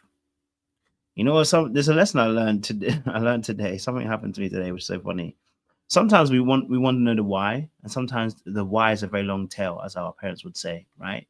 Sometimes we just need to leave. When someone's being this difficult about little things, about how I can touch you, about your drinking, about I can't kiss you, I can't do all of this, I'm not trying to understand why anymore, blood. I'm out. Because it's too much of a hill for me to start climbing up. And I know some people are going to be saying, but what about love? I don't give a heck. Okay, I don't give a heck. Okay, you got all these rules. I keep saying that rules are for ugly people. I'm one of the ugly people to you. Let me get the heck out of here. Let me go to somewhere I'm appreciated. Let me go to somewhere I'm liked. Brandon has tried. I'm not even trying to make out he's an angel. He's not, because like you said, Jay, he messed up with the photo shoot situation, right? But my reality situation is, you know what? Sometimes, and this is something that I just learned today, that the Lord was just showing me, right? You know, sometimes you've got to grow.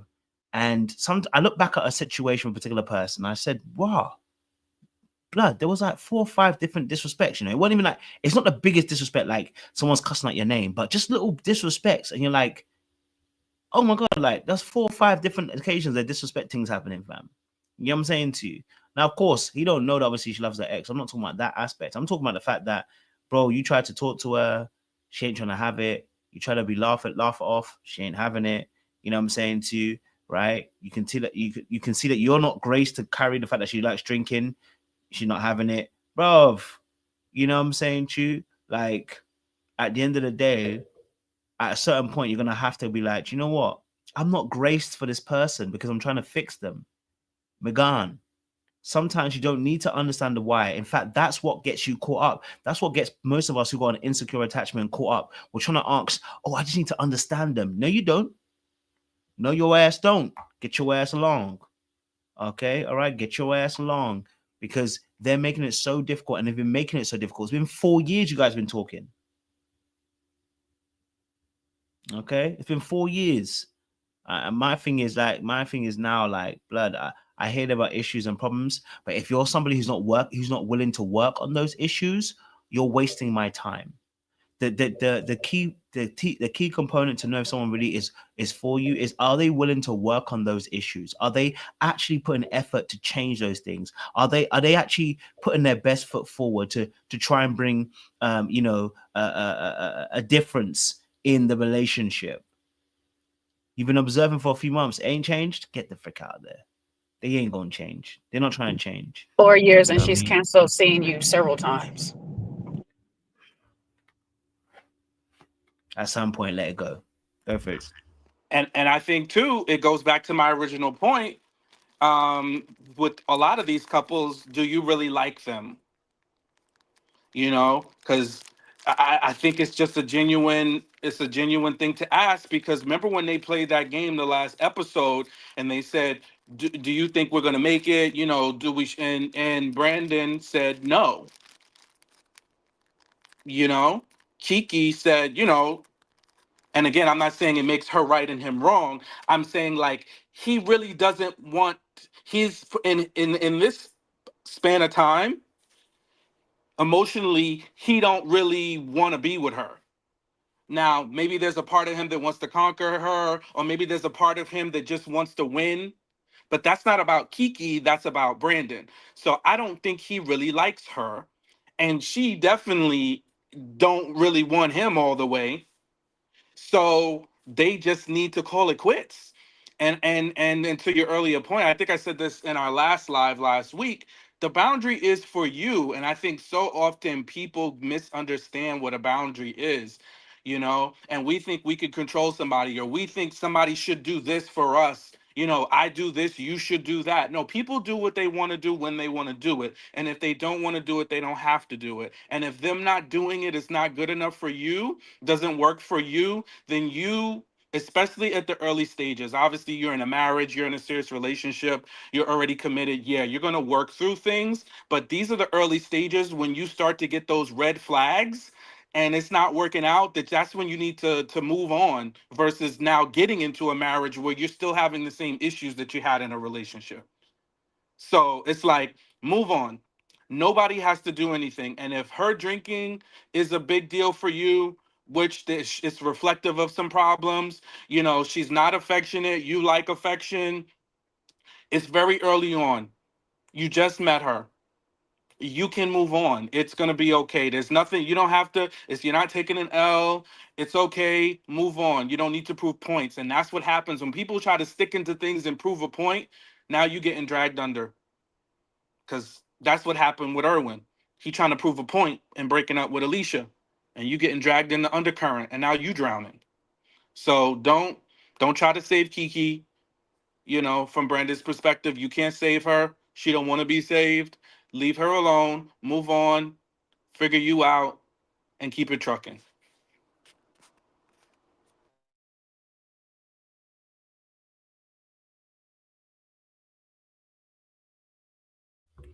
Yeah, definitely. And somebody said, yeah, Brandon's probably somebody who's likely a rescuer, which is why I'm saying that I said this for both men and women. Like you're gonna have to do the internal work. It's why it's not about having sympathy for anybody. It's like Britney and Tai. It's like Jared and old girl, whatever her name is. Like it's the same thing. Like people need to be accountable for themselves, right? And understand there's a reason why you are with this type of person. One of the things I hate the most is people that complain about the opposite sex and don't realize that they're showing up in that relationship. It's like when we start generalizing opposite sex, like they're like this, they're like that, they're like this. I date people that are like this. I'm like, blood, when are you going to realize, blood, that this is you? You know what I'm saying to you? This is you. You know what I'm saying to you? Like you are showing up like this. And until you're ready to actually pay attention and say, am I going to be accountable for the way I'm showing up?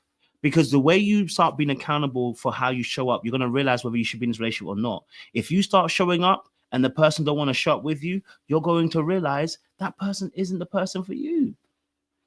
You know what I mean? So like Brandon needs to take accountability for the way he's showing up so that he doesn't become a victim again, right? Where he's trying to rescue or save, become a fixer of Kiki, right? And then Kiki also needs to be bloody honest. Sis, you got a problem.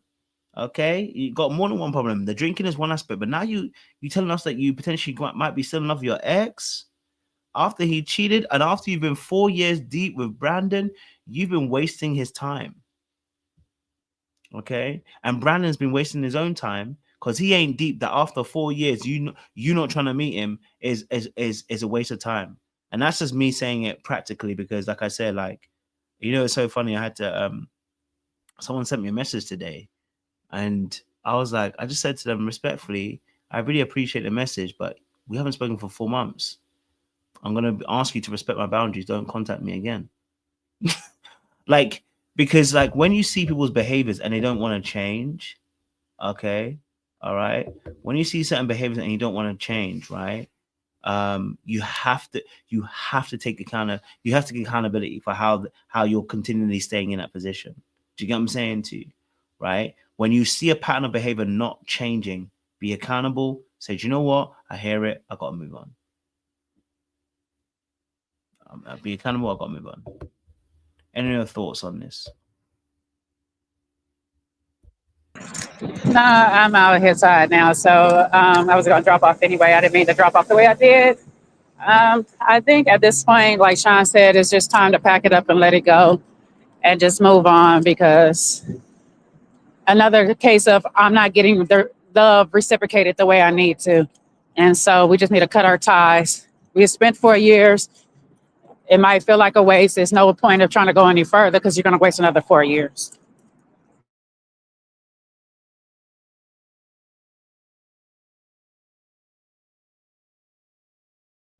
Any other thoughts, Sean, for that one? No. Pack it up, Buttercup. Back it up, Buttercup. Don't break my heart. Anyway, sorry. Okay. Obviously, there were couples. I mean, there wasn't much that was going on, but Clay and Tatiana, situation, bro. You know, and I want to get your thoughts. Okay, what's your thoughts on that? Clay and Tatiana, the lie. I'm not sure what's going on with Clay here. This is just getting to a diabolical level. You know what I mean? Like I thought Jared was diabolical, and he still is, but Clay is next level because he's sitting here lying in this lady's face, continuing not to tell her about his child that he has at home.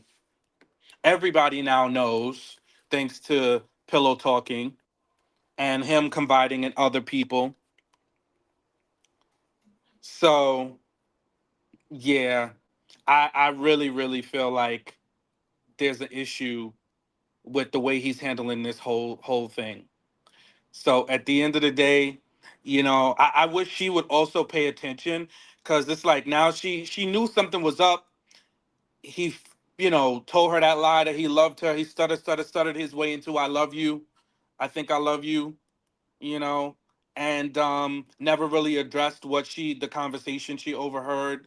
Now the whole house is talking, and the people have elected him to be the person with the most lies, and she's still in this situation.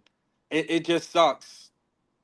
She seems to be a sweet girl, and the way he's going about this, yeah, kissing her and using her for affection and when whatever he wants, but not being fully honest.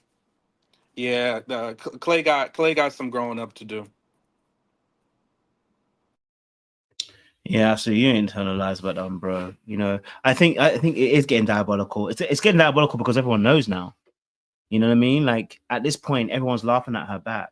And I feel bad, I'm saying to you at that point in time, like, I think in that particular space, what's important is to understand that Clay, we said the longer it goes on, the more it's gonna hurt, right? But now we're getting to dangerous territory, So I just don't understand why, we are wanting to hide this thing and yet trying to make it work. And for me, I think, Sean, like you're right on this one. I have to agree with you. This is diabolical, and I'll tell you why it's diabolical. Because I don't know fully 100% if he actually believes he wants a relationship, Tatiana.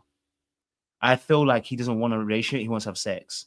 That's why I put him on the same level as Jared. Listen, if you're gonna play the game, I'm here. I'm with you. If you're gonna be honest about the game that you're willing to play, you just want to hit some cheeks, and you honest about it, I can rock with it. But if I start feeling like you are lying because you just want to get some cheeks, that for me is the highest all of diabolicalness. And do you know what? If they make a law to say that, you know what, you can go to jail for that kind of stuff, I would agree with them. I would be behind it, because I just think it's just nasty work. Like, I honestly think it's nasty work for you to lie about things to get cheeks. I think it's nasty work. Because it doesn't allow the other person to make a consensual decision. Do you know what I'm saying to you? It's nasty work. There's nothing game about it. There's nothing player code about it. It's just nasty work. If you're going to get some cheeks, tell the truth. But if you're going to do that, you're going to be lying about it so people don't know what the truth is. You're holding babies, but you want to be kissing her up in the back of the car, and you know you're kissing her in the back of the car. I just feel like he wants cheeks. That's what I don't feel like he wants a relationship. Me personally, I don't feel like he wants a relationship. Right? It feels like he just wants some cheeks. And that's nasty work. For me personally. Most definitely. Because he's had way too many options and opportunities. And he showed himself to be somebody that pushes those boundaries anyway. Because when they were doing the Kama Sutra exercise, he was doing too much. You know, he's been trying to get her, you know, to get in his moment. And she had her guard up a little bit. You know, he was starting to get antsy when he, you know, was the fake vegan with the little stupid lie around that. Then he found his way out of that situation. And now he just wants it to be smooth sailing. When at the end of the day, he could have just been like, in that moment, hey, listen, I know I've waited a little long for this. I just, you know, I didn't know how to tell you. It's not the most ideal circumstances how this happened, but I do have you know, I have an infant. You know, but knowing, you know, he's just trying to get what he wants to get out of this and then go back to his life at home. Because from what I understand, doesn't the child and the child's mother still live with him?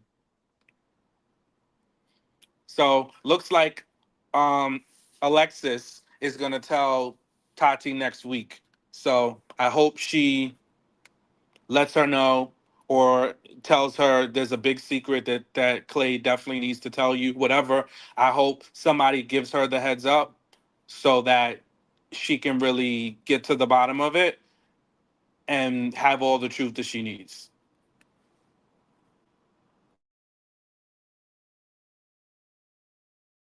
Yeah, I honestly, like, I think, like, you know, I really want to condemn this behavior because, like I said, I think there is, you know, if he was telling the truth and she decided to be a fool, I'm gonna be like, hey, baby, you're a fool.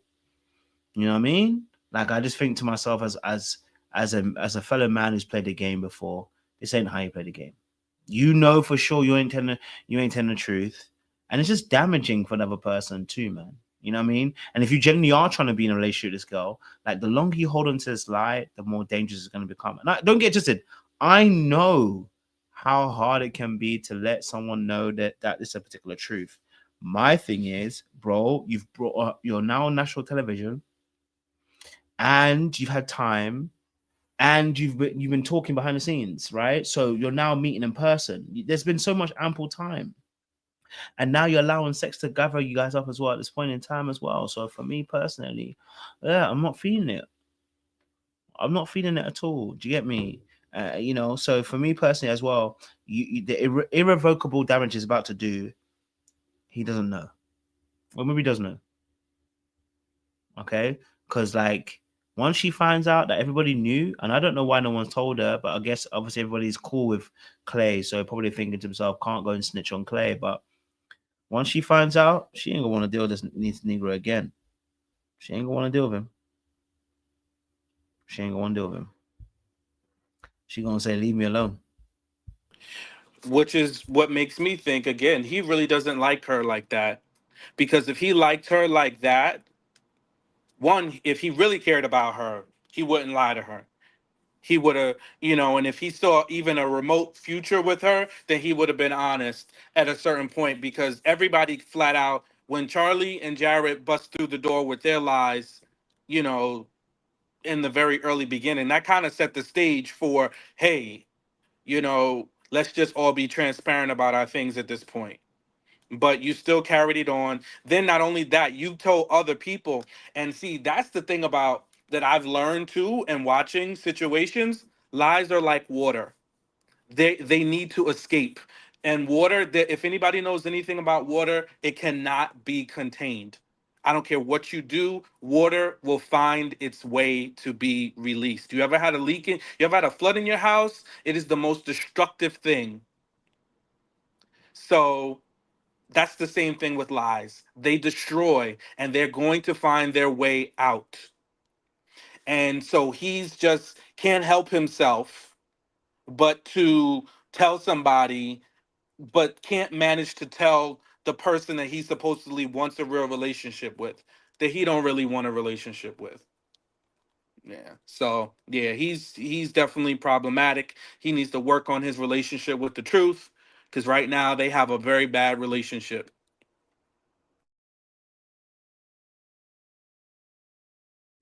Yeah, I definitely hear you on that one, Sean. You know, um, it's a mazza. You know what I mean? It's a mazza because obviously,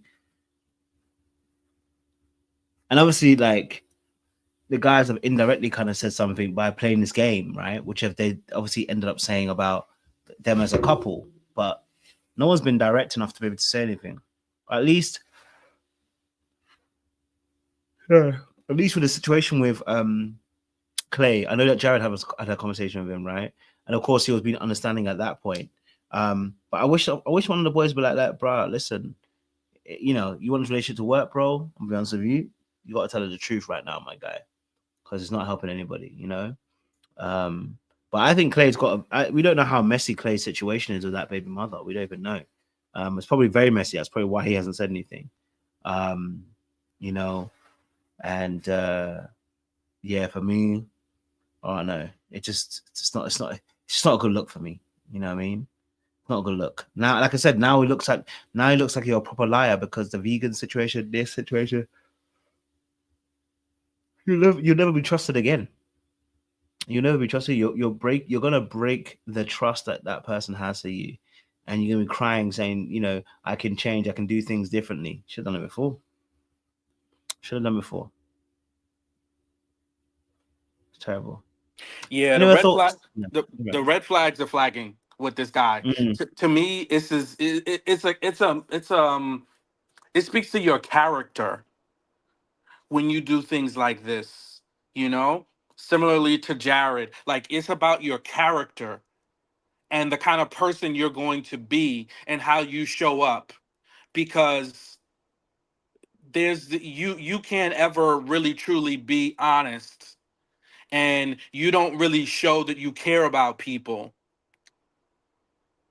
So that to me is maniacal, because he's touching up on her, feeling up on her, kissing her, trying to get all these intimate moments from her, but you really don't value her as a person to even share the truth that you're sharing with other people who are truly strangers. At least with her, you guys may not have met, but you had something, whatever it is, online. But you'll tell a stranger, and I get it, there's more at risk with her than the strangers, but still, you don't value her. So I hope she listens to her inner voice. I hope she takes this as a lesson and like catches all these moments, because some people don't get this shot, whereas she's in an environment where there are other people who know the truth that she can get access to, and whether they're not doing it directly, they're doing it indirectly, but they're sending her messages. The collective, overwhelmingly, that whole house got together and said, hey, there's some lies, there's some things that you don't know. So hopefully she sees these red flags flagging and like says, okay, I need to get to the bottom of this. And once she gets to the bottom of it and knows the truth, it's a wrap. I'm sorry. Like, there's no redemption for this. He needs to do some serious self-work, healing. There's no, we can be friends, let's be cool, let's be nice. Nah, it's done. It's a done deal. Because I think that's another thing, is like we're in this culture of like, oh, people deserve a chance and maybe we could. No. When somebody crosses a major boundary, when somebody does something that shows how much they don't value you, it needs to be a Reynolds wrap, because it's not going to get better from here.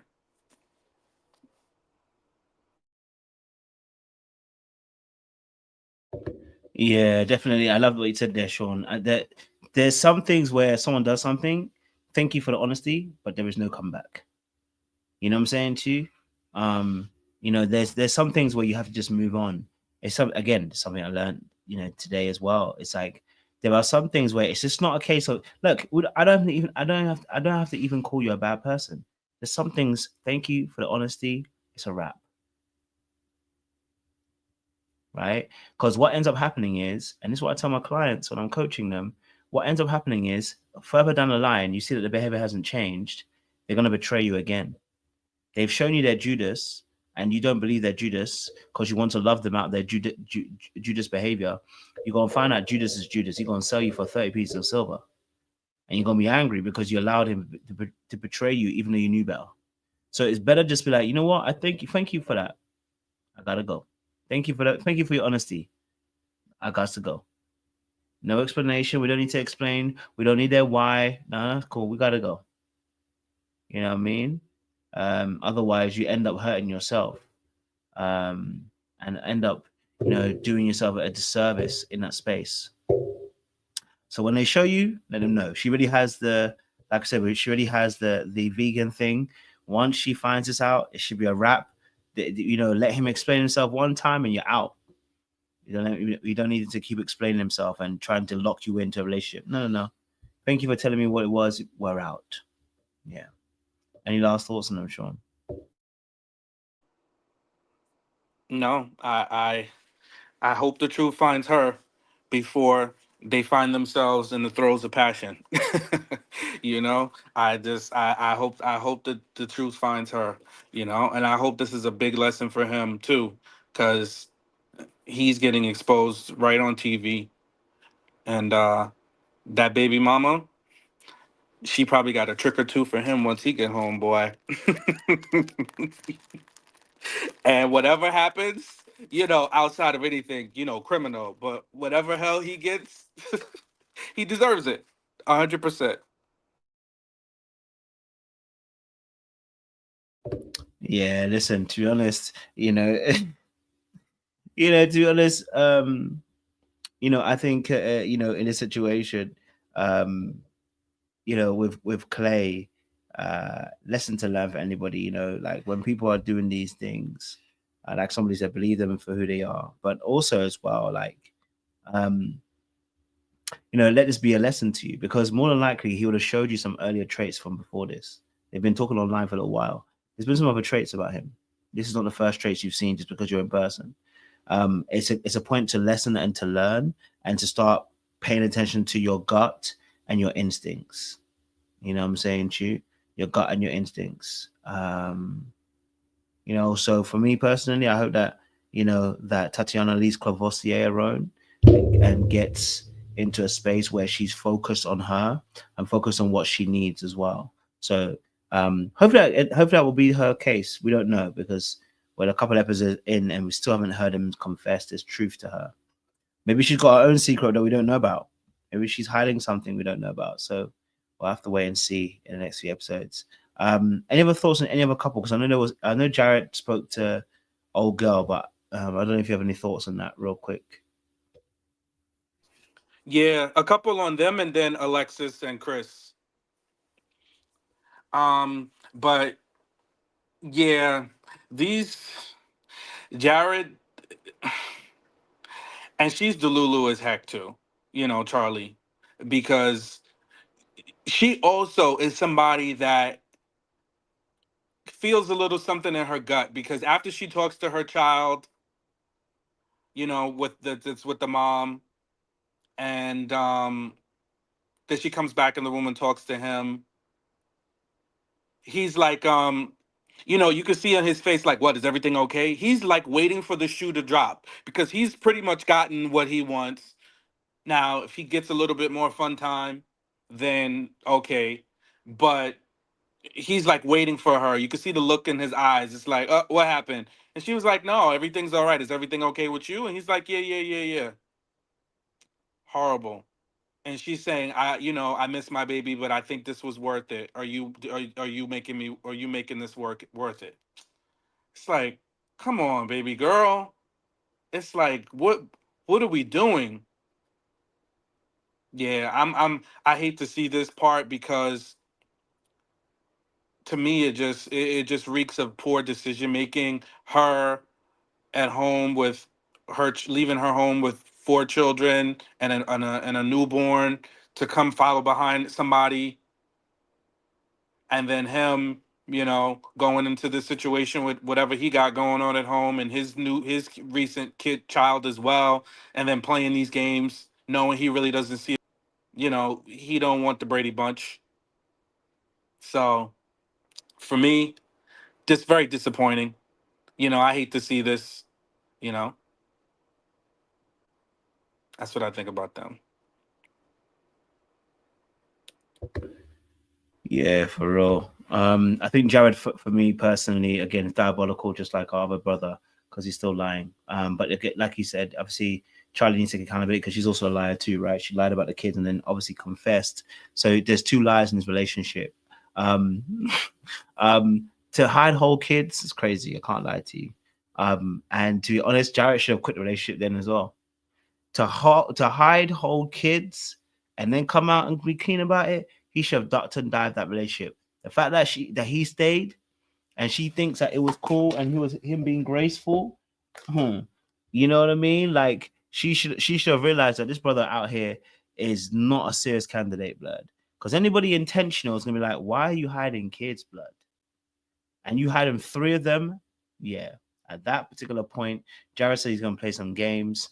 And at this point, like you said, Sean, she's delulu for even staying. Because why would a man who's intentional and really, really, really wanting to, live his life large and really have an enjoyable life want you to come in and start lying about you having kids? Because of small tattoo that you have on your breast or chest. You're not a serious candidate. You're the lose. You know what I'm saying to you? You're the lose. And of course, he obviously, we know that he was obviously hiding his baby. We know that already. But what I'm saying to you is, why would you be hiding it? You know what I'm saying to you? Why would you be hiding it? Okay, cool. So now, if you're hiding it, right, you're not being honest. How can you even trust him fully? Because you know that you believe you're a good person. So if you're lying, then that means he can lie about some stuff too, which means you should be on guard. Now, of course, I don't stop you getting played, but you should be on guard. And he's somebody who's gonna play some games. That's one thing he gonna do, Jared. He gonna lie to your face and play his game so he can get some cootie cat. That's crazy. Can't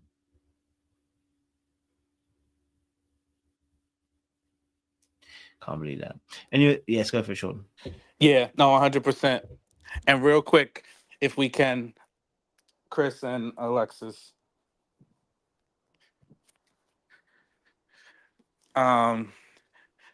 Yeah, I he's another one. I don't think he likes that lady. He doesn't like her. He did that whole performative exercise when they were playing when they had the what was that when they did the I forget what the word is called, Kojo. It's an acting exercise. You saw when they did that, right? What is it called again? When they do an impromptu, whatever. Improv. Thank you. And he, the guy called him out. The acting coach called him out for, stealing the moment. And I think that's pretty much what we've seen of Chris for the most part. We've seen him kind of like steal the moment, this performative stuff. This accent, I don't know where this accent came from. He just sounds like he is just an extra. Sorry, forgive me. This just a country bumpkin. Is he putting on? Is he overemphasizing this? Because he didn't seem like that when he was on Ready to Love. All this talk. He's a big crybaby. He sounds like he's auditioning for an extra in Forrest Gump. It's like, why is he talking like this? And isn't catching the hint. I don't think she genuinely likes him either. She just sees him as a piece of meat and an object, something to conquer, or like to get, clout, whatever she's looking for. So the 2 of them need to pack it up too. They need to be the next ones out of here.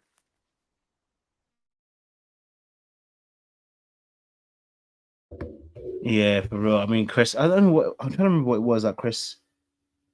Is it in my notes? Let me see if it's in my notes. Chris was saying something, and I put it down. Yeah, he said he's taking his time in the boom boom room, and I said, "Nigga, you lying." I said, "Negro, you lying."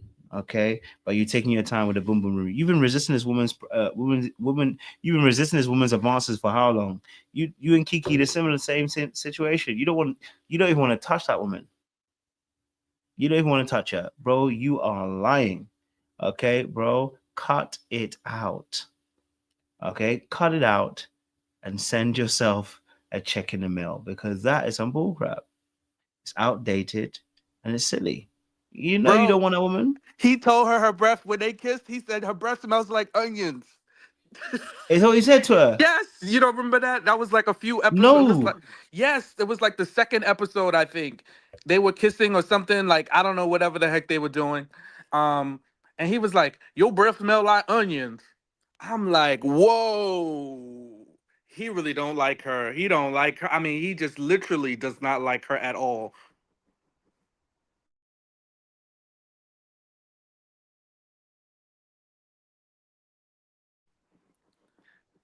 And you just reminded me when you talked about that other scene when he was talking about Alexis knows that if we get when it come down to the bedroom we get it going, bro.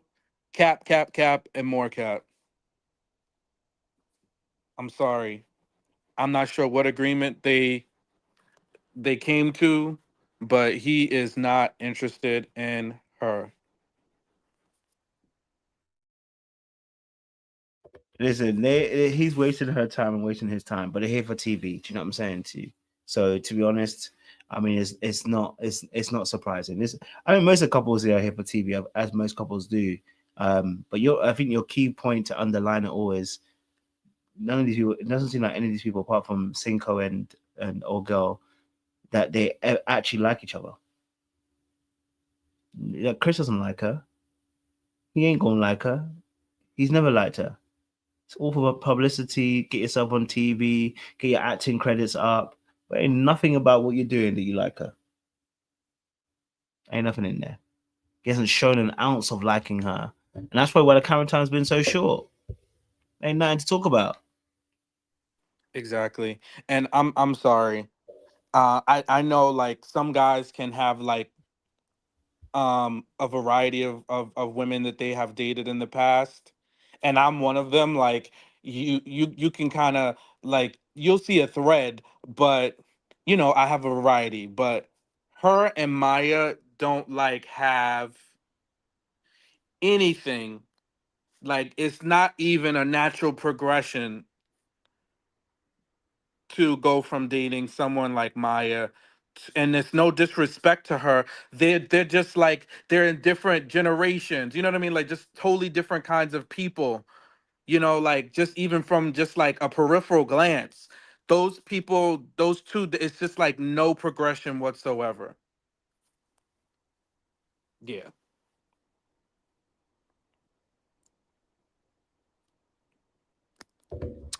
Well, you're right, man. And there should be nowhere to progress because it's nonsense. To be Right. honest, A all of it. fling, you know what I'm saying? Like that's a fling. You get what I'm Yeah, saying? Like I think like okay, like you have a fling, we have a little fun, and we both move on about our business because she doesn't seem like they don't match each other at all.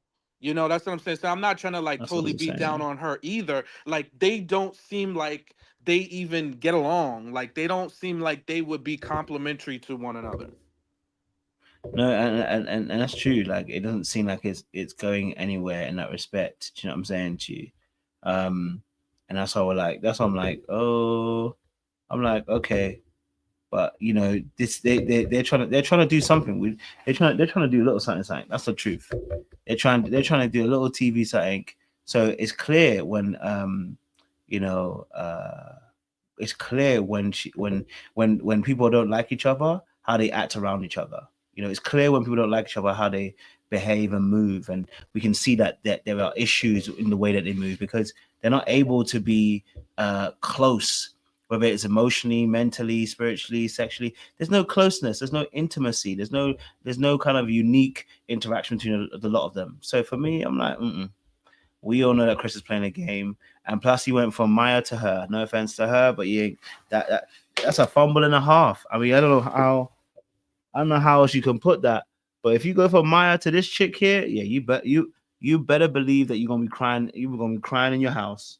Ain't no freaking way. You can't go from a baddie like Maya. No, you know, you can't go from a baddie like Maya and then go to this lady here. No offense to the lady again. I'm just saying that it just I didn't believe the story. I never did. Never Coach, will. come on. What? What did I say? I'm over here trying to dig myself out of a hole thanks to Felicia Cooper. And you helping me dig it back into the hole because I tried to find my way out of not making this about Alexis. Oh, sorry. Sorry. But I mean, you just have to look at it and you go, but listen, Chris is a very handsome man. Okay, regardless of what you like, he's a very handsome man. He's got a certain look about him. And that's why I was able to pull Maya. I just don't see how he end up, here. But you know what? I think the other thing, back to Chris, he's an attractive guy and all, but he got booted out by the ladies because of his personality. That's very true.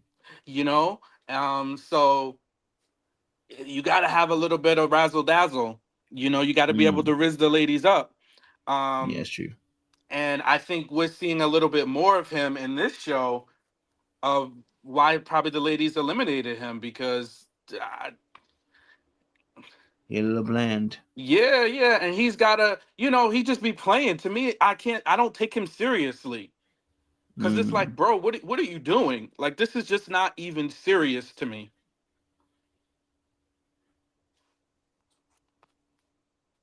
You're telling lies. I can't lie about that. Pull yourself up.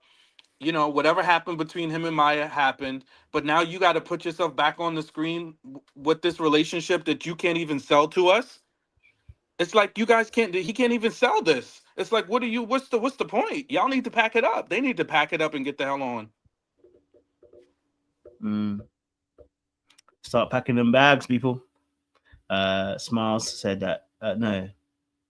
Someone said, I know fine men who date average looking women. Well, I know some women who date some broke men. But, in most cases, listen, when that happens, I do start questioning on both sides. So it is what it is. You know what I'm saying to you? I'm not saying that you shouldn't date anyone that's not in your facial bracket, but I'm saying don't date anyone in your facial bracket. You know what I'm saying to you? Like, just be aware that, that disparity sometimes causes issues for a lot of people. Not everybody, but some people. You know what I'm saying to you? And I just want to say, go for it. Go for it. No matter what it's like bigger than he looks like X, she looks like Y, whatever. Let's scrap that. You should be into the person. The thing that's drawing our attention to all of this is the fact that he does not like her. And we can palpably see it. Like he's not interested in her. And we see it. You get what I'm saying? So whether, somebody looks like X and they date somebody that looks like something, whatever, but that person, my hope for them is that person likes them. And they show up and act like they like them. Now, if they show up and act like they don't like them, then yeah, I can marry anybody. Anybody can be married. That don't mean nothing. We see how many unhealthy marriages that we see. That don't mean anybody can be in a relationship too. So I don't think just because somebody else did it, that means that stamps it. No, do they like the person? He don't like her, and I low-key think she don't really like him. She just probably is attracted to him, but she does not really like him because she doesn't treat him like she likes him. She doesn't regard him. The way she did that whole painting exercise, pouring all at him, that's not how you treat somebody that you like. You might desire them. It's a very big difference. You might desire them, but do you like them? So when you like somebody, especially most women, and not to generalize, yes, all women are different, blah, blah, blah. But when my experience with women that like me, yes, they might be a little bit more open to my advances, or some of them might, be affectionate with me, but they're not pouring all at me at the very first time we're getting together. You know what I mean? Especially in group settings. Now, if we're alone, we're in the bedroom, we're one-on-one, anything can go down. But they're going to be more gentle. They're a little sheepish. They're kind of like, most of the time you see those like a woman will be a little girlish, you know?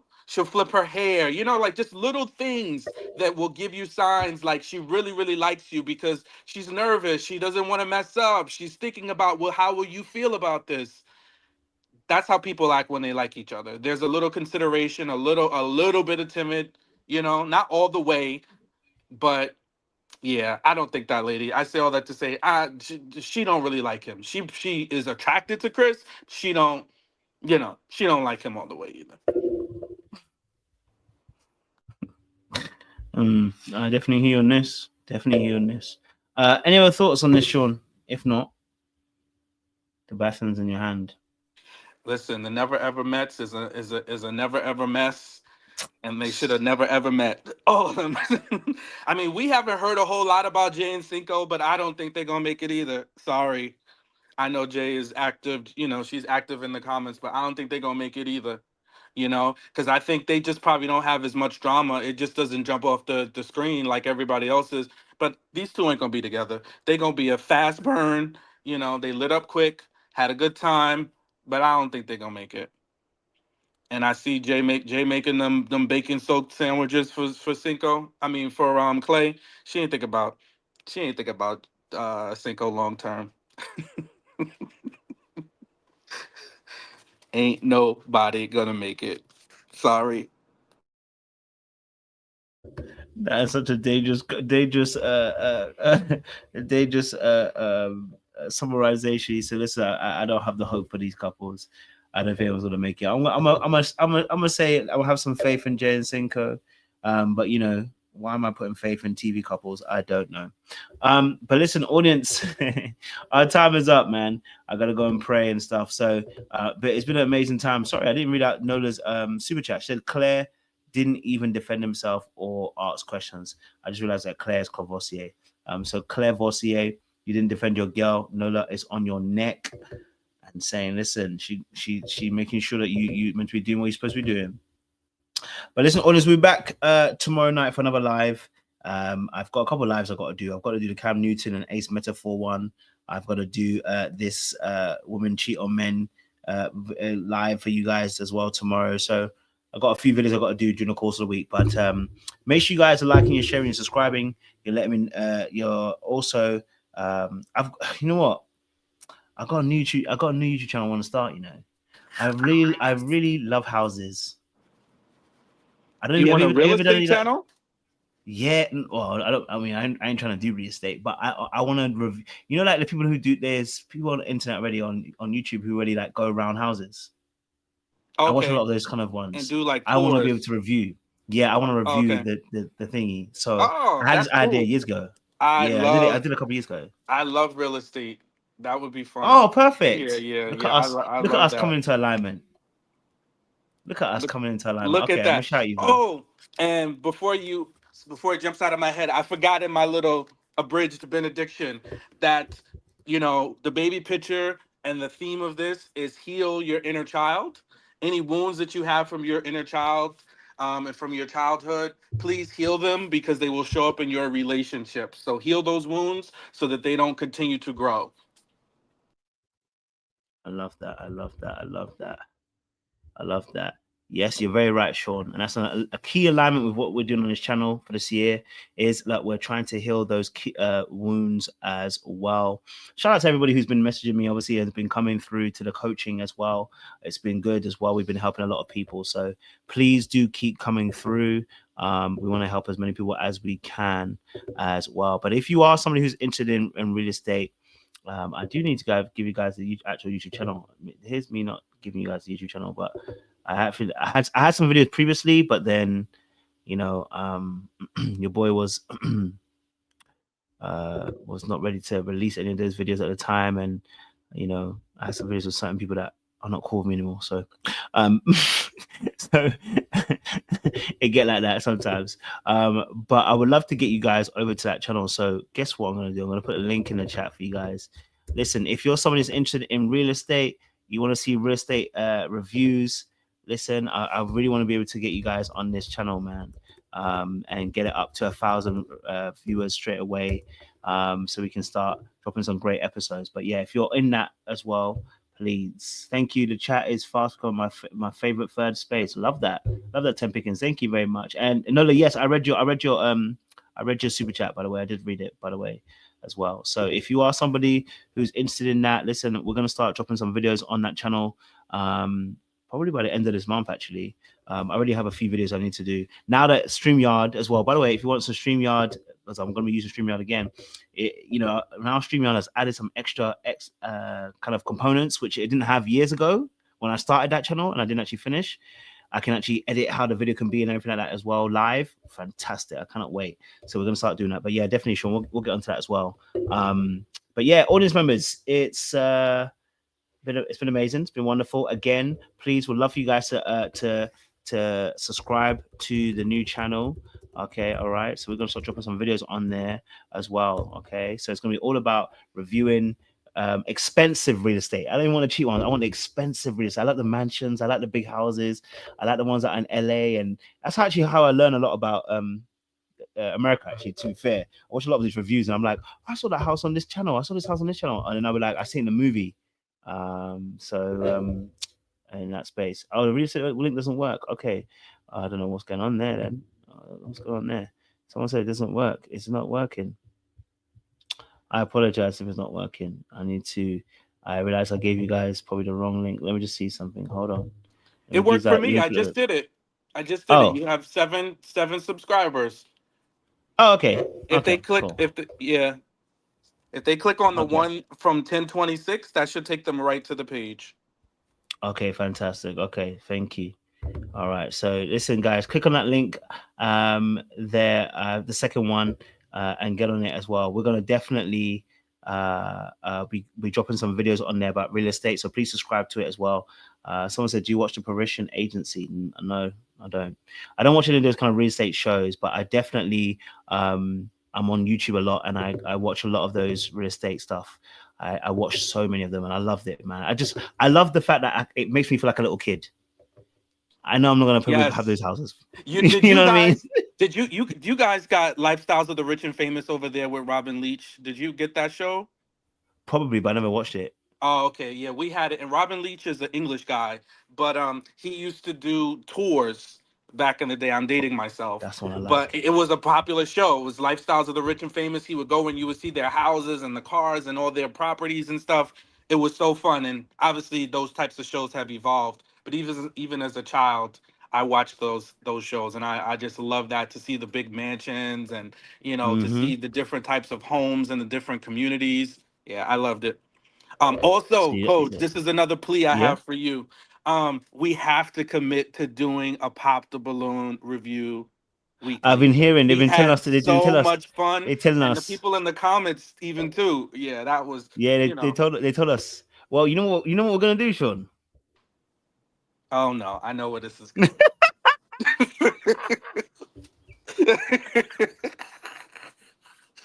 I talked myself right into this.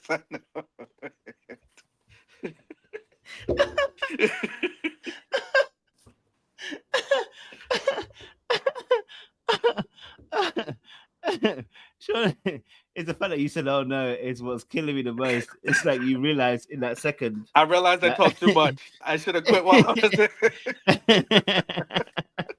was. Guys, listen. We have to get Sean to 1,000 subscribers on this channel, okay, guys? All right. Is it still Sean Unlimited? Unfiltered?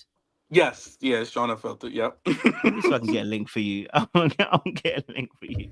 I need them to subscribe to, because we need to get to 1,000. Okay. We ain't having you no longer in this space, bro. Okay. You've been dropping these gems on the internet for too long. The audience, they love you. You know what I'm saying to you? And shoot, we gonna get you on this YouTube channel. So listen, even if that means I gotta be doing joint lives with you on Pop the Balloon, if that's how we're gonna start, I'm rocking with it. You know what I'm saying to you? Before you know the money's rolling in, you're gonna thank me by the end. Trust me. I'll take a PayPal for you anyway, so don't worry. But guys, please, ladies and listen, please subscribe to Sean's YouTube channel, because from now on he's gonna be joint my lives now. So we're gonna rejoin his lives. Please subscribe to Sean's channel, because when I do the pop the review lives, we're going to be doing it joint with Sean's YouTube now. Okay, so what it comes on a Wednesday, right? Yeah, Wednesdays. So, oh yeah, man, I can do it on a Tim Wednesday. Pickens, thank you. Already subscribed to the channel. Oh man, you guys are too much. Don't make me please emotional. Subscribe. I'm be crying like we need Erwin. to get to 1,000. And he was balling. That was serious. He business, was, you know? man. You know what I mean? So listen, please follow, get on Sean's subscription. We need to get him to 1,000. We're gonna get him earning some ka-ching and some coin out here. Okay, all right. We're gonna get him to be a full-time YouTuber. You guys love his thoughts and his reviews. What I want you guys to do also is I want you to leave a comment on any of those old videos. Start suggesting some particular videos he needs to start reviewing. Okay, give him some hints about what he should be doing on his YouTube channel. I want you guys to give the same support that you give to me, give it to him as well. Okay, this Deacon, yes, Deacon Sean. He probably shouldn't change his name to Deacon Sean on that YouTube channel. But you know, we want you to get behind him, support him as well, and really just implore him to take it seriously, because he's good at this. You know what I mean? He's good at this. We want him to take it on. You know what I mean? So, but yes, Wednesdays. We can do it Wednesdays, right, Sean? Yeah. Yeah.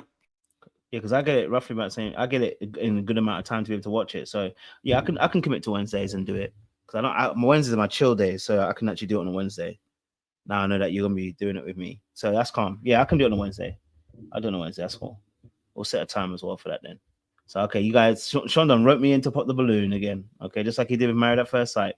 All right, so listen, audience. Okay, again, like I said, support Sean, support myself on my new channel. I will be dropping some content on there soon. We are expanding the universe, as we have been hoping to do years ago, and now we're back on it again. So we really appreciate you as well going forward. All right.